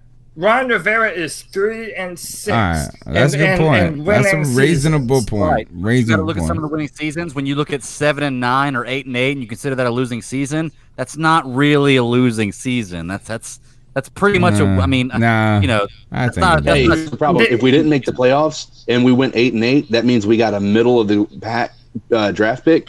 We lost. Yeah. Yeah. I'm with you. That's a losing season. If we don't make the playoffs this year, guess what? We're going to be the middle of the road, picking somewhere between. That's why the question in the draft. So that it goes to what I'm saying. Ron Rivera, listen, I'll give you an inch, okay? Ron Rivera and Norv Turner are not bad coaches, but they damn sure ain't great. They're mediocre. I would agree with you on that. They're mediocre, and there is enough evidence to prove that they are only ever going to be mediocre coaches. These are not the coaches to push us over the edge. They've proven I'll agree with you on that.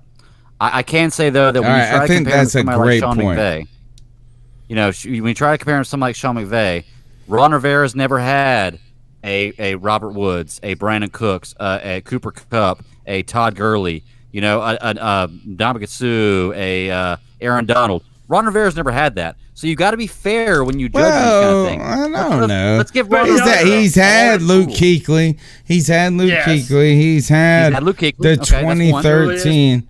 Do you remember the 2013 line, which we killed? He didn't have Julius Peppers. He had Julius Peppers at the end of his prime, so we're not going to count that. He had that year. We had 58 sacks or 60 sacks in 2013 when we had Justin Hardy, when we had KK, we had Star. All right, so here. Yeah.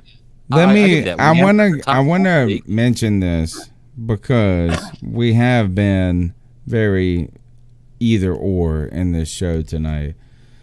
I am with Cody on this. Is that has there been a time in our Ron Rivera's tenure or any of these tenures that where we said they were the difference? The coaches? Right, like in a good it was like these guys pulled it out for it was thank God we had these dudes. Yes. And I think that is the realist. That's the real point for like a Ron Rivera is that we have won. Yes, thank you. They have contributed to our wins. They have contributed to how well we have done. Ron Rivera has been a better than average coach when you look at it, particularly with some of the adversity he has faced. But at the end of the day, I don't feel like at this day we walked out of the stadium and we said, you know what? Norv Turner won this one for us. Ron Rivera won. And that is where I will you know what? Is that Cody's argument that keep bringing us to him in that way. Do you see what I'm saying, Cody? It's like it, and I do. I'm a big Ron Rivera supporter because it's kind of like the Cam Newton position. It's like, right, man, it's easy to say we would be better, but you know what? It is great having Cam. That's what, and so I mean, it's easy to say we would be better without Ron Rivera, but I will also argue that I haven't ever walked away and said, you know what? Actually, there is one game Ron Rivera won for us. One game, and it was that. Do you remember? It was 2013, the magical season where we go 12-4, and then it was the rain game against the Saints. And we punted, and there was 2 minutes and 10 seconds left. And we were like, what the hell is Ron doing? He punts the ball. Somehow he gets it back. And it was that Hicks catch or whatever. That was awesome. That's the only time Ron Rivera has won straight up him.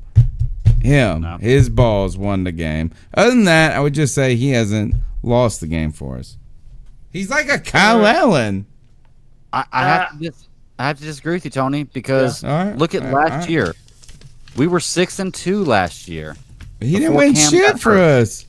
Ron Rivera. Hold on, hear me out. 6-2 last year before Cam gets hurt, and the whole time we were doing that, us and everybody else was talking about how Shanahan has opened up this offense. How we have not Shanahan, I'm sorry, Norv Turner opened up the offense, and how we're using Curtis Samuel and Christian McCaffrey and all these players in sweeps and reverses and trick plays, and how great it's running because that's their mindset and that's the way they're doing.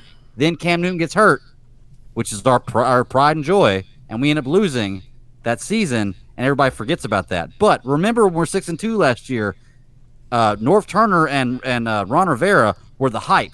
They were the coach of the year candidates. People were looking at Norv Turner as a guy who is revolutionizing the way Cam Newton can play. He has the highest completion percentage of his career. So yeah, we have had that from those guys, but because we got injured, it didn't come to fruition of what could become of these guys. So yeah, last year I would say we did.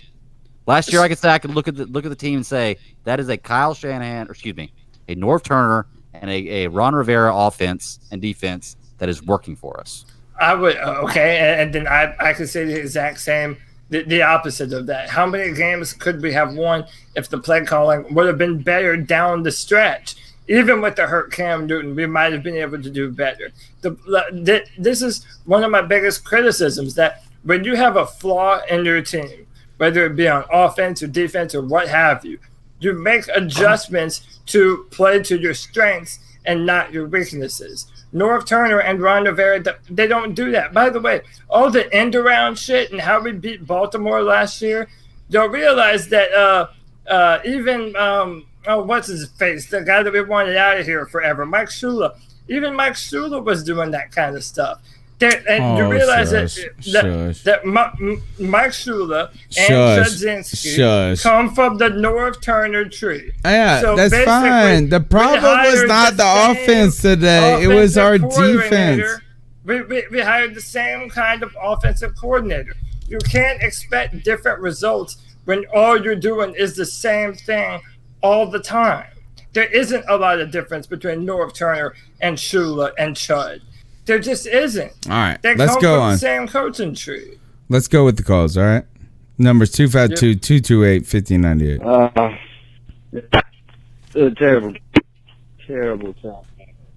Terrible. Kyle Shanahan made Ron Rivera look like he was coaching his son's Pee-wee team. Shanahan was just like, he just exposed Ron Rivera. I mean, that was terrible. Offensive line played like shit. Everybody's agreeing with Cody. He's the most popular person. I mean, he didn't have much time. But still, I mean, he was just missing players left and right. So, anyone who said Kyle Allen was better than Cam Newton athletically, yeah. No one's ever said that, I hope. Defense acts like they've never seen a run play before. I think Luke Kuechly and Bruce Irvin might have been the only two people that showed up today. I didn't see Brian Burns at all. But Kyle Shanahan offense, I mean, it's a lot of pictures and flashy, look this way, it's a lot of that. And I mean, they outplayed us by a lot. We got coached by a lot. And we just weren't ready for it, man. So, who is this Carolina Panthers coming after this? That loss just, I was expecting to win, honestly. I didn't see a situation where we lost. We just got demolished from inside out. I don't know where we go from here. Maybe we tank the season, get a high draft pick, let Cam sit out for us next season. 100% healthy. What do you guys think about that? Not saying that is the route we should take, but, just a thought. Anyways, keep on. Cody, you said this earlier, that last week we would have, if you would have asked us if we were a good team or not, like, how did you phrase it earlier? If I would have asked you before the San Francisco game, is this a really good football team? What would your answer have been? The answer would have been, yes. Well, I wouldn't have said really good. I would have said good. You wouldn't have said really good? No, I would have said okay, actually. We have beaten nobodies. I mean, look, Texans aren't nobodies. We beat the Bucs. Yes, they actually are nobodies. To be honest, the Texans are nobodies. We want them to be more bodies. Leaders, buddy. But, look, they've been up and down all season. They ain't dominant as all get out. There are real flaws on that team. And I don't know where there are. It changes each week. But let's not get it twisted. Like, we didn't walk out of here. I think we may have been our ideals of what this team were slightly overinflated over the past couple of games, right? We get on the roll. We're feeling good about ourselves. You beat the freaking Cardinals. You beat the Texans up and down team. You beat the Buccaneers. But really, I mean, we are an okay team without Cam Newton. That's all we are. We're an okay team without Cam Newton. You saw what happened when a team scored points on us quick. You know how to negate a pass rush. You play ahead of the chains. They played our game against us. That's what we do to teams. I don't know. I don't feel good about our team, period, after this. And that's why I don't say we tank, but do we truly believe that we're going to run? We're gonna hit our stride and hit at the end. I don't know about that.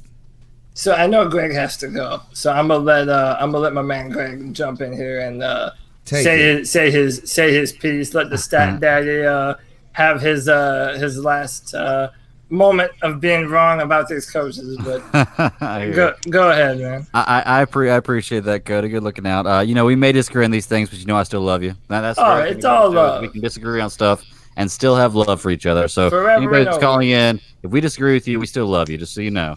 But no, I will say that what Tony was just talking about is a prime example of what I've been saying for the last 4 weeks.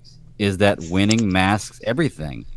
The fact that everybody thought because we were winning that we were this great team with Kyle Allen, and you get up against a team that is a legit Super Bowl contender, one of the best teams in the NFL, and you see that maybe Kyle Allen is not the best option for us. And, that you can blame that on coaching. You can blame that on Kyle Allen, whatever you want to do. I kind of tend to agree it's about 50-50, but that lets you know that masking or winning masks everything. As long as you win, people do not care how you got there. Look at Donald Trump. Nobody cares how he got rich. They just see he's rich.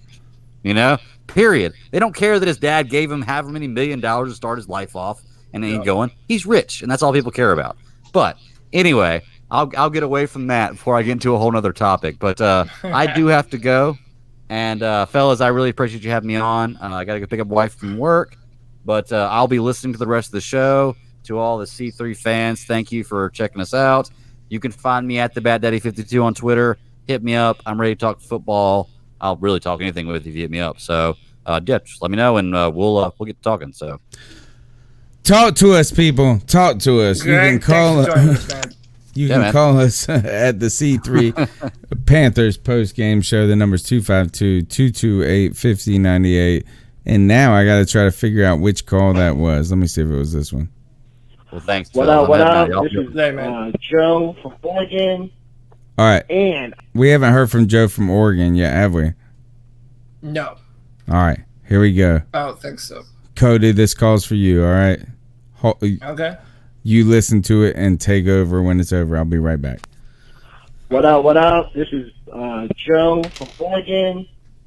And I just got to say, damn, we got our asses smacked in the Bay. I did not expect to lose. I didn't expect. I was going to think we were going to win, but I didn't expect us to lose by this much. Obviously, when you turn the ball over and putting the defense in bad field positions that they're going to score. I just think that this is the game that the Carolina Panthers needed. We needed everybody to see that Kyle Allen was a backup. And she see today that she was a backup. And it's not his fault. I'm not putting the blame on him because he's doing what he's doing a backup job. And sometimes backups are bad games. He just managed to have his bad game in the most crucial time that he needed to have a good game. So with that said, the defense that needs to get fixed. Ron Rivera, if this is your defense, what the fuck are you doing? It just didn't look like. It looked like we came out there thinking that we were going to win just off of the pass runs, and Miami showed us, we always have a problem with Kevin Coleman. He's been killing us since Atlanta. So, our rush defense has been a problem. It showed. So, at the end of the day, Cam is coming back. This is what I've been saying since week 3, that I can't wait for Cam to get back. Cam is coming back.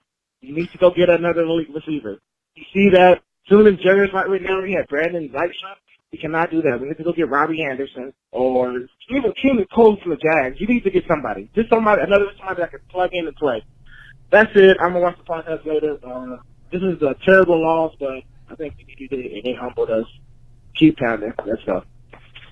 Keep pounding. And CK, it's just me and you right now. Let's one, thank you for the call, Joe from Oregon. But let's move forward here. Because, listen, we've had it out about the coaches. Everybody knows where I stand. Everybody knows just about where everybody stands on the player versus coaches things. But now let's move forward. What do we need to do from here going forward to right this ship? So, what does Ron Rivera do differently? How does this left tackle. Respond? Left tackle. Okay, so that does seem like a like a good answer to start with. We need to figure out what guys are playing what position instead of experimenting during the game as to what guy is going to play the most important position in football on left tackle. I mean, it's absurd. It's the biggest travesty in sports history. It's the biggest travesty in sports history. How is it? For 7 years, we haven't been since Jordan Gross is gone. I guess, unless you want to say Greg Little, he was the answer, and now the poor guy's head shook. I'm really worried about him. I mean, how do you not worry about a guy that had a concussion, came back, and the first game that he comes back, now he has another concussion? I think it was the same concussion. I don't think it was a new one. I think it's still the same concussion. It just he was exhibiting the symptoms from it still. I agree with you. I think you're right. So when does he come back?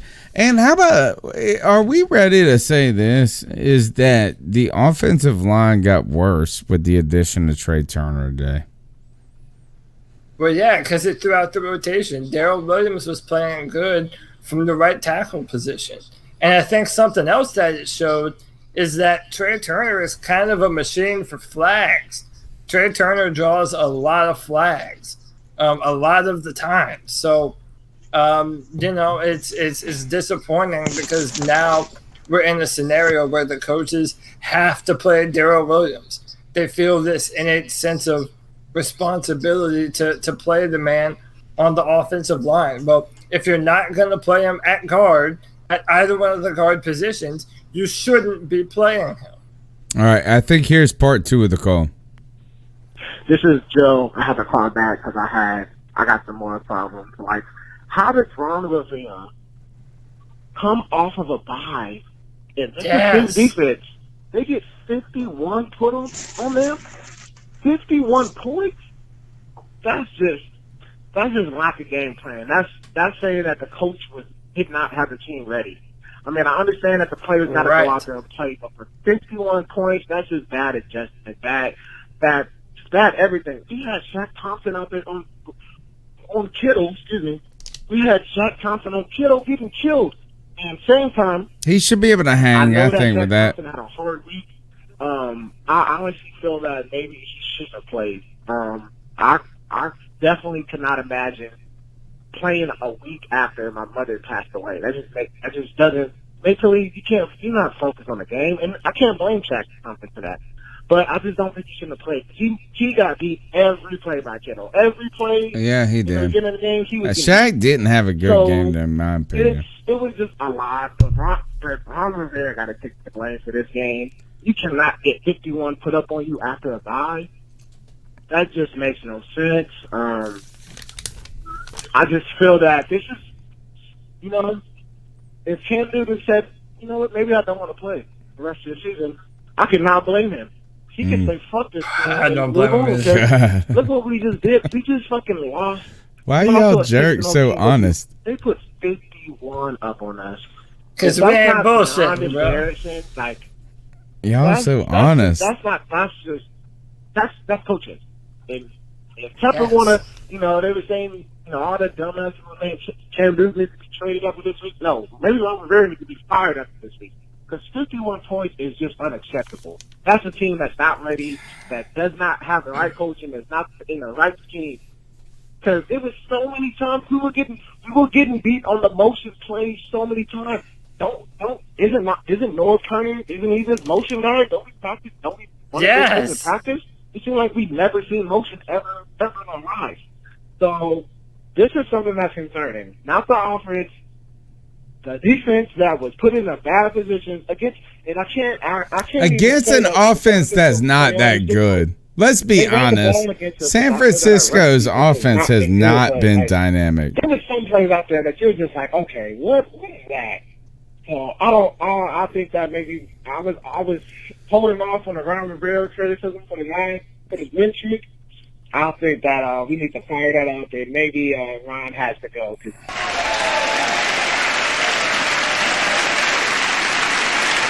That's a great call right there. And here's why, Cody, is that I've been on because he agrees with me. No, well, I've been on the defend run, train. Yeah. But at the end of the day, we continue to look back at the defense in this game. For me, that's why I get upset when you're talking about Norv. It's like I'm not looking at the offense as problematic. I'm looking at Kyle Allen as problematic, maybe. You know what I'm saying? If we had Cam, he can be magical. We got Christian McCaffrey, magical. But we've seen a San Francisco offense that has been. Look, Kyle Shanahan. You might want to call him a genius or savant or whatever you want to call him, but the players they have been all right. We made them look like they were damn greatest show on turf today. Yeah. They they looked like they were the fucking bomb. Well, let me do this to you. Okay, so I asked a similar question earlier. If you were to before this game happened, who would you say had the advantage? Carolina's defense or San Francisco's offense? I would say our defense. Likewise, right. but vice versa too. It right? damn sure didn't turn out that way. But listen to what our caller said, though. Norv Turner didn't do any of the misdirections. He didn't do any of the things that he's supposedly known for. Like, I don't know. To me, there's no more defending this coaching staff, man. There's too much bad. Let's go with the next call. CK dipped on us. This is Joe. I had to call back because I got. This is the same call. Yeah, same call. Hold on, I got you. Here it goes. Another thing, all this trade, Cam Newton, all this, since week 2, all of this hate has been. I cannot, all nobody wants to trade Cam. See, we've been telling everybody. I don't care when people say, "Oh, he could barely throw the ball." Well, he could barely throw the ball when he won MVP. So shut the fuck up. It's just clear as day that people don't like him because he's black. He died in 2015, and ever since then, people don't hate him. I live in Oregon, and people hate him because he beat Oregon in the national championship. They have no other reason why they hate him, just because he beat them at Auburn. It is just so ridiculous. But at the same time, Kyle Allen went out there and he helped us. I mean, he went out there and he said that not today. This ain't my team. I'm just a backup. I'm just here to he looked like a backup today too. I feel like this is a perfect scenario. Cam Newton comes back against Tennessee. I'm sure y'all remember when Cam Newton played against Tennessee in 2015. Do you remember that mom wrote the letter?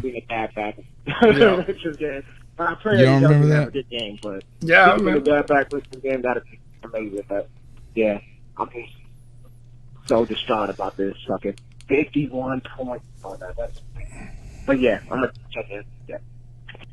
Let me tell you this: if we don't beat the Titans, I'm on fire everybody train. Yeah, and I mean, listen, we're at home. We don't have to look any further than last season for motivation.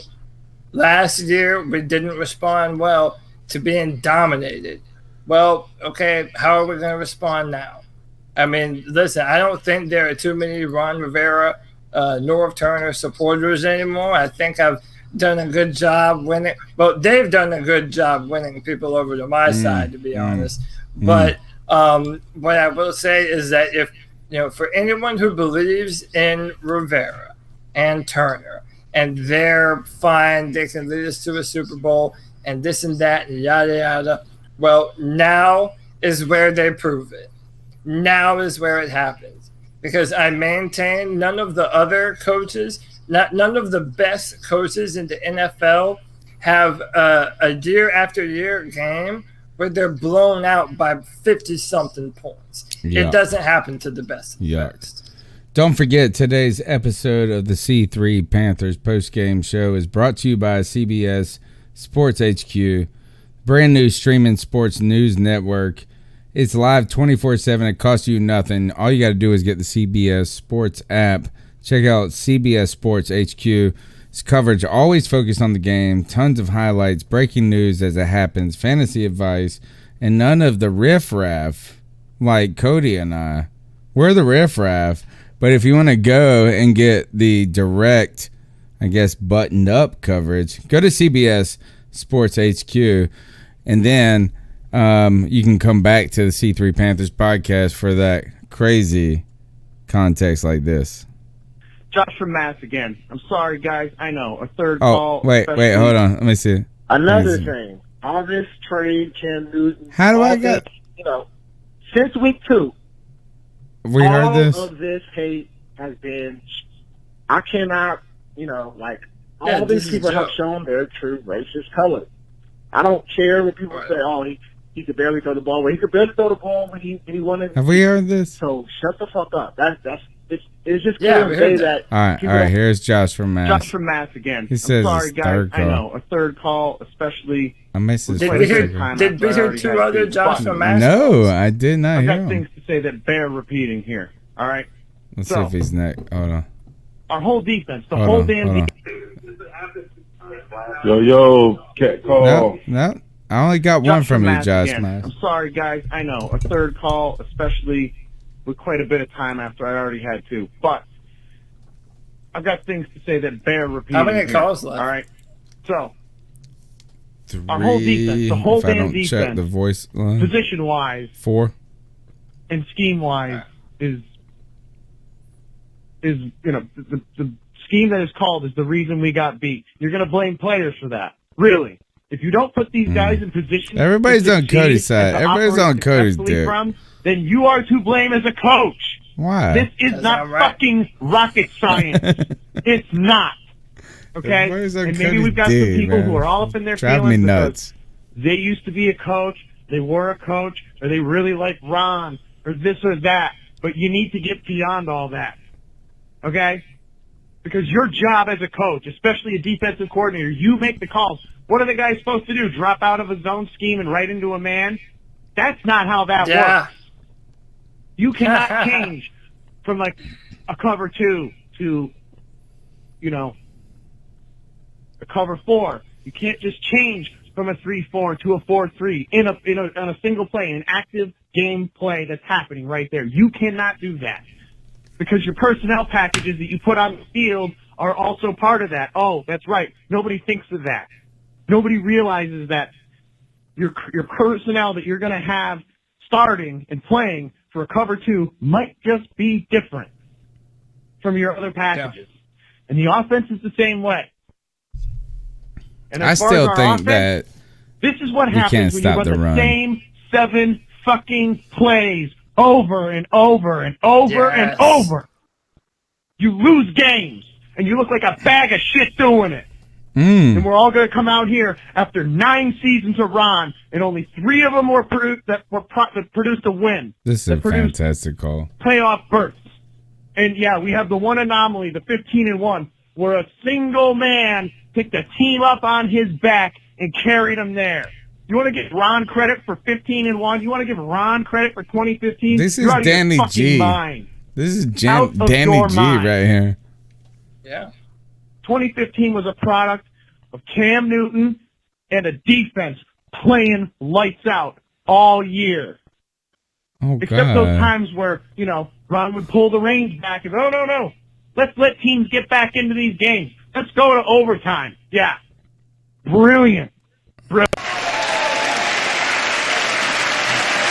All right, great call. And whoever's how about wife this? is mad, go the fuck. Leave. All y'all bitches leave. If your wife is mad, go. Go. Don't worry. We got it. We're holding it down.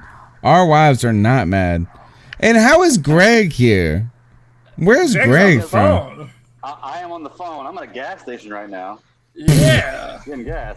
But I am that dedicated to the Carolina Panthers. So. Holy shit. All right. Well, look, everybody is agreeing with Cody. You haven't missed anything. I can't. Another disagree with that. I'm thing. sure everybody's agreeing with him. He's always right. So. It seems like it. And I mean, guys, listen. If I'm harsh, it's harsh because I love the Carolina Panthers, man. I get so excited about this football team on Sundays. I get this energy in my body. I love it, man.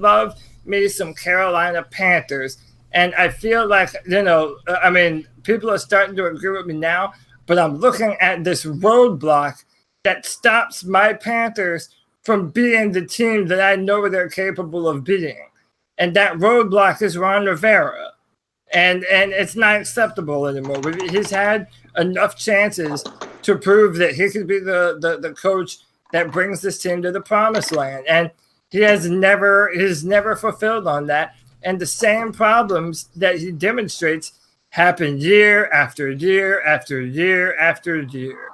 So, yeah, I'm just, if we're going to make a run, our players are about to put this team on their shoulders and do it by themselves. And it's going to be in spite of Ron Rivera. This is the best shit I've ever seen. I just saw Greg slap. I feel like some char or something. You dip, too? All right. I do, but I'm not right now. Yeah, all right. Another thing, all this trade, Cam Newton. We heard that one, right? We heard that one. Yeah, hey, hold on, real quick. Shout out to William Robinson for the $10 love bomb. Whoa! 51 points on our defense. That's coaching.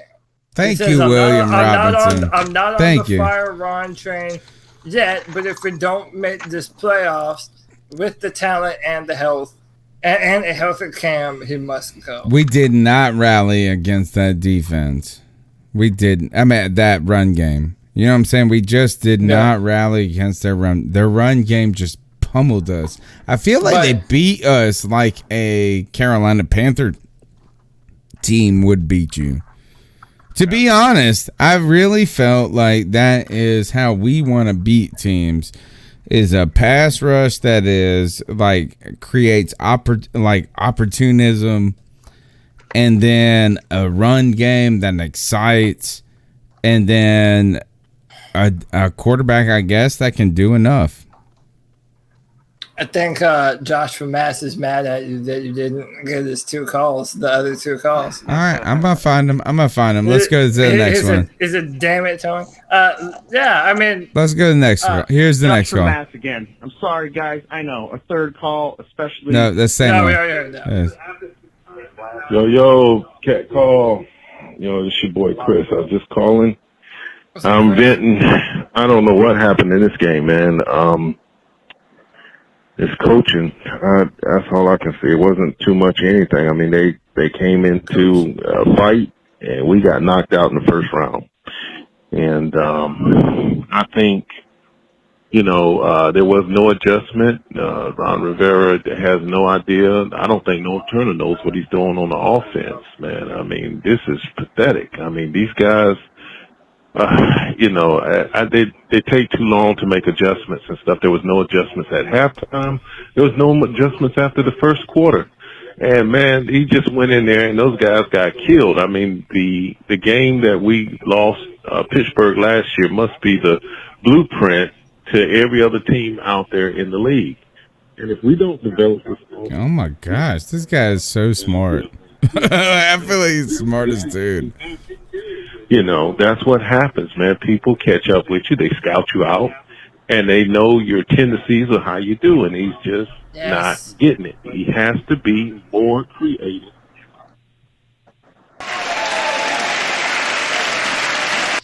Great hey, call. guys, Josh from Mass again.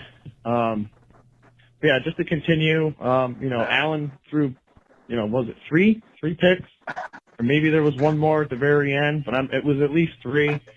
I'm gonna play them all in reverse order.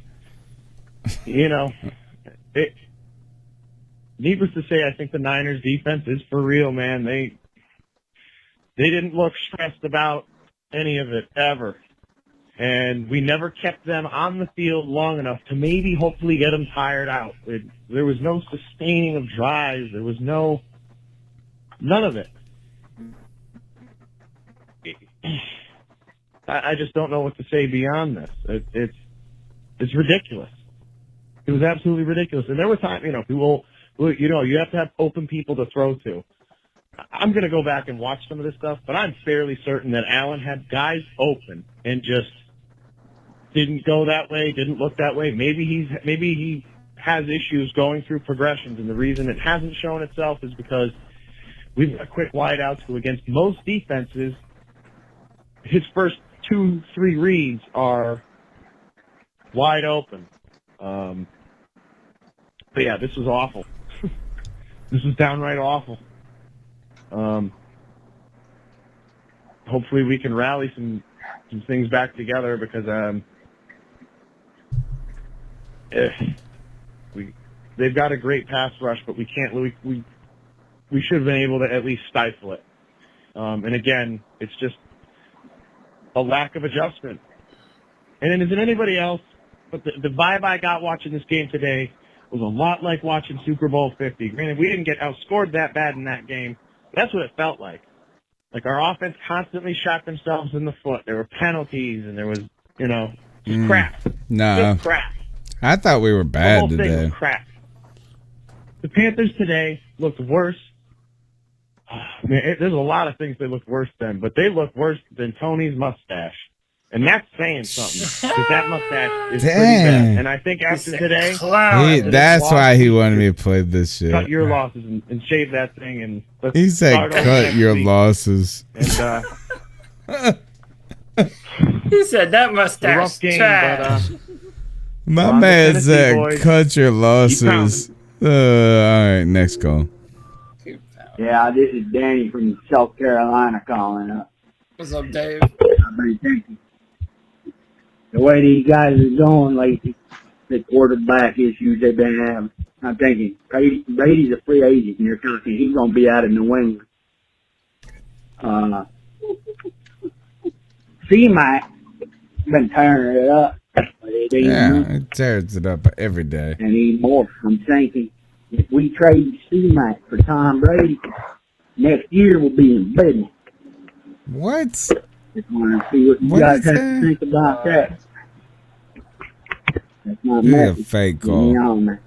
That's a But fake I'm gonna be call. real. I didn't understand He said, the word the homeboy said. He said this. He said trade C-Mac for Tom Brady. That's what he said. Trade Christian McCaffrey for Tom Brady. Sorry, whatever. Sounded like he traded his sins for a meth pipe or something. Yeah, this is Stevie Jackson from Was South that too Carolina. hard? Look, Sorry, it's back. sorry. Look, he's Sorry. back. He's back. Hold on, he's back. Hold on. He's This back. is Joe from Metro. You ready? Yeah, this is Stevie Jackson from South Carolina. I've been thinking lately. The quarterback position, I just called a little bit back, but I'm going to add more this time. Get me on there anyway. But what I'm saying is, with the quarterback position the way it's been acting up lately, I'm thinking C-Mac having a career year, but running backs drop left and right. C-Mac goes down. I mean, we're screwed. I'm a diehard Panthers fan. I've been watching this team since they came into the league in the 90s. Yeah. Well, welcome to the club.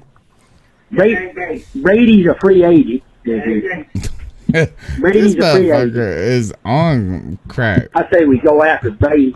Do anything it takes. Maybe even, you throw a draft pick in that trade too. Because once we get Brady, with the weapons this team has, the defense, I know it looks bad today. I don't have time. Joe from Metro from Sacramento. Here, I bet you he comes. I bet. Look, I guarantee you he's trolling us. Here is next call. Here it comes. This is Joe from Metro from Sacramento. Boom, boom, boom. Everybody say, well. Well, that's just some. What? All right, cool. right then, How about dude. this? You know what? You know what's great about this is if your ass stayed up for 2.5 hours listening to some other team's podcast to talk shit. Wayo, the fucking joke's on you, bitch. We've been talking about this loss for 2.5 hours. Joke is on you. All right. I can say honestly too, fellas, this is a true road game podcast because I'm taking you on the road to downtown Winston-Salem. Well, snap. First of all, and downtown Winston-Salem is dope as shit. Like, I love to go party there. It's a very cool spot. All right. All right, so let me see. I think that's all the calls, guys. So what do we got to do? How do we finish it? You want to dab on some people? You want to give a player of the game? I don't feel like we should give a player of the game. No, listen, I'm going to dab on It's always going to be Christian McCaffrey. Listen, I'm just going to dab on all the people that continue to insist upon this coaching staff being the coaching staff to take us all the way, and that, Ron Rivera was fine. And I'm a dab on him because, come at me, bro.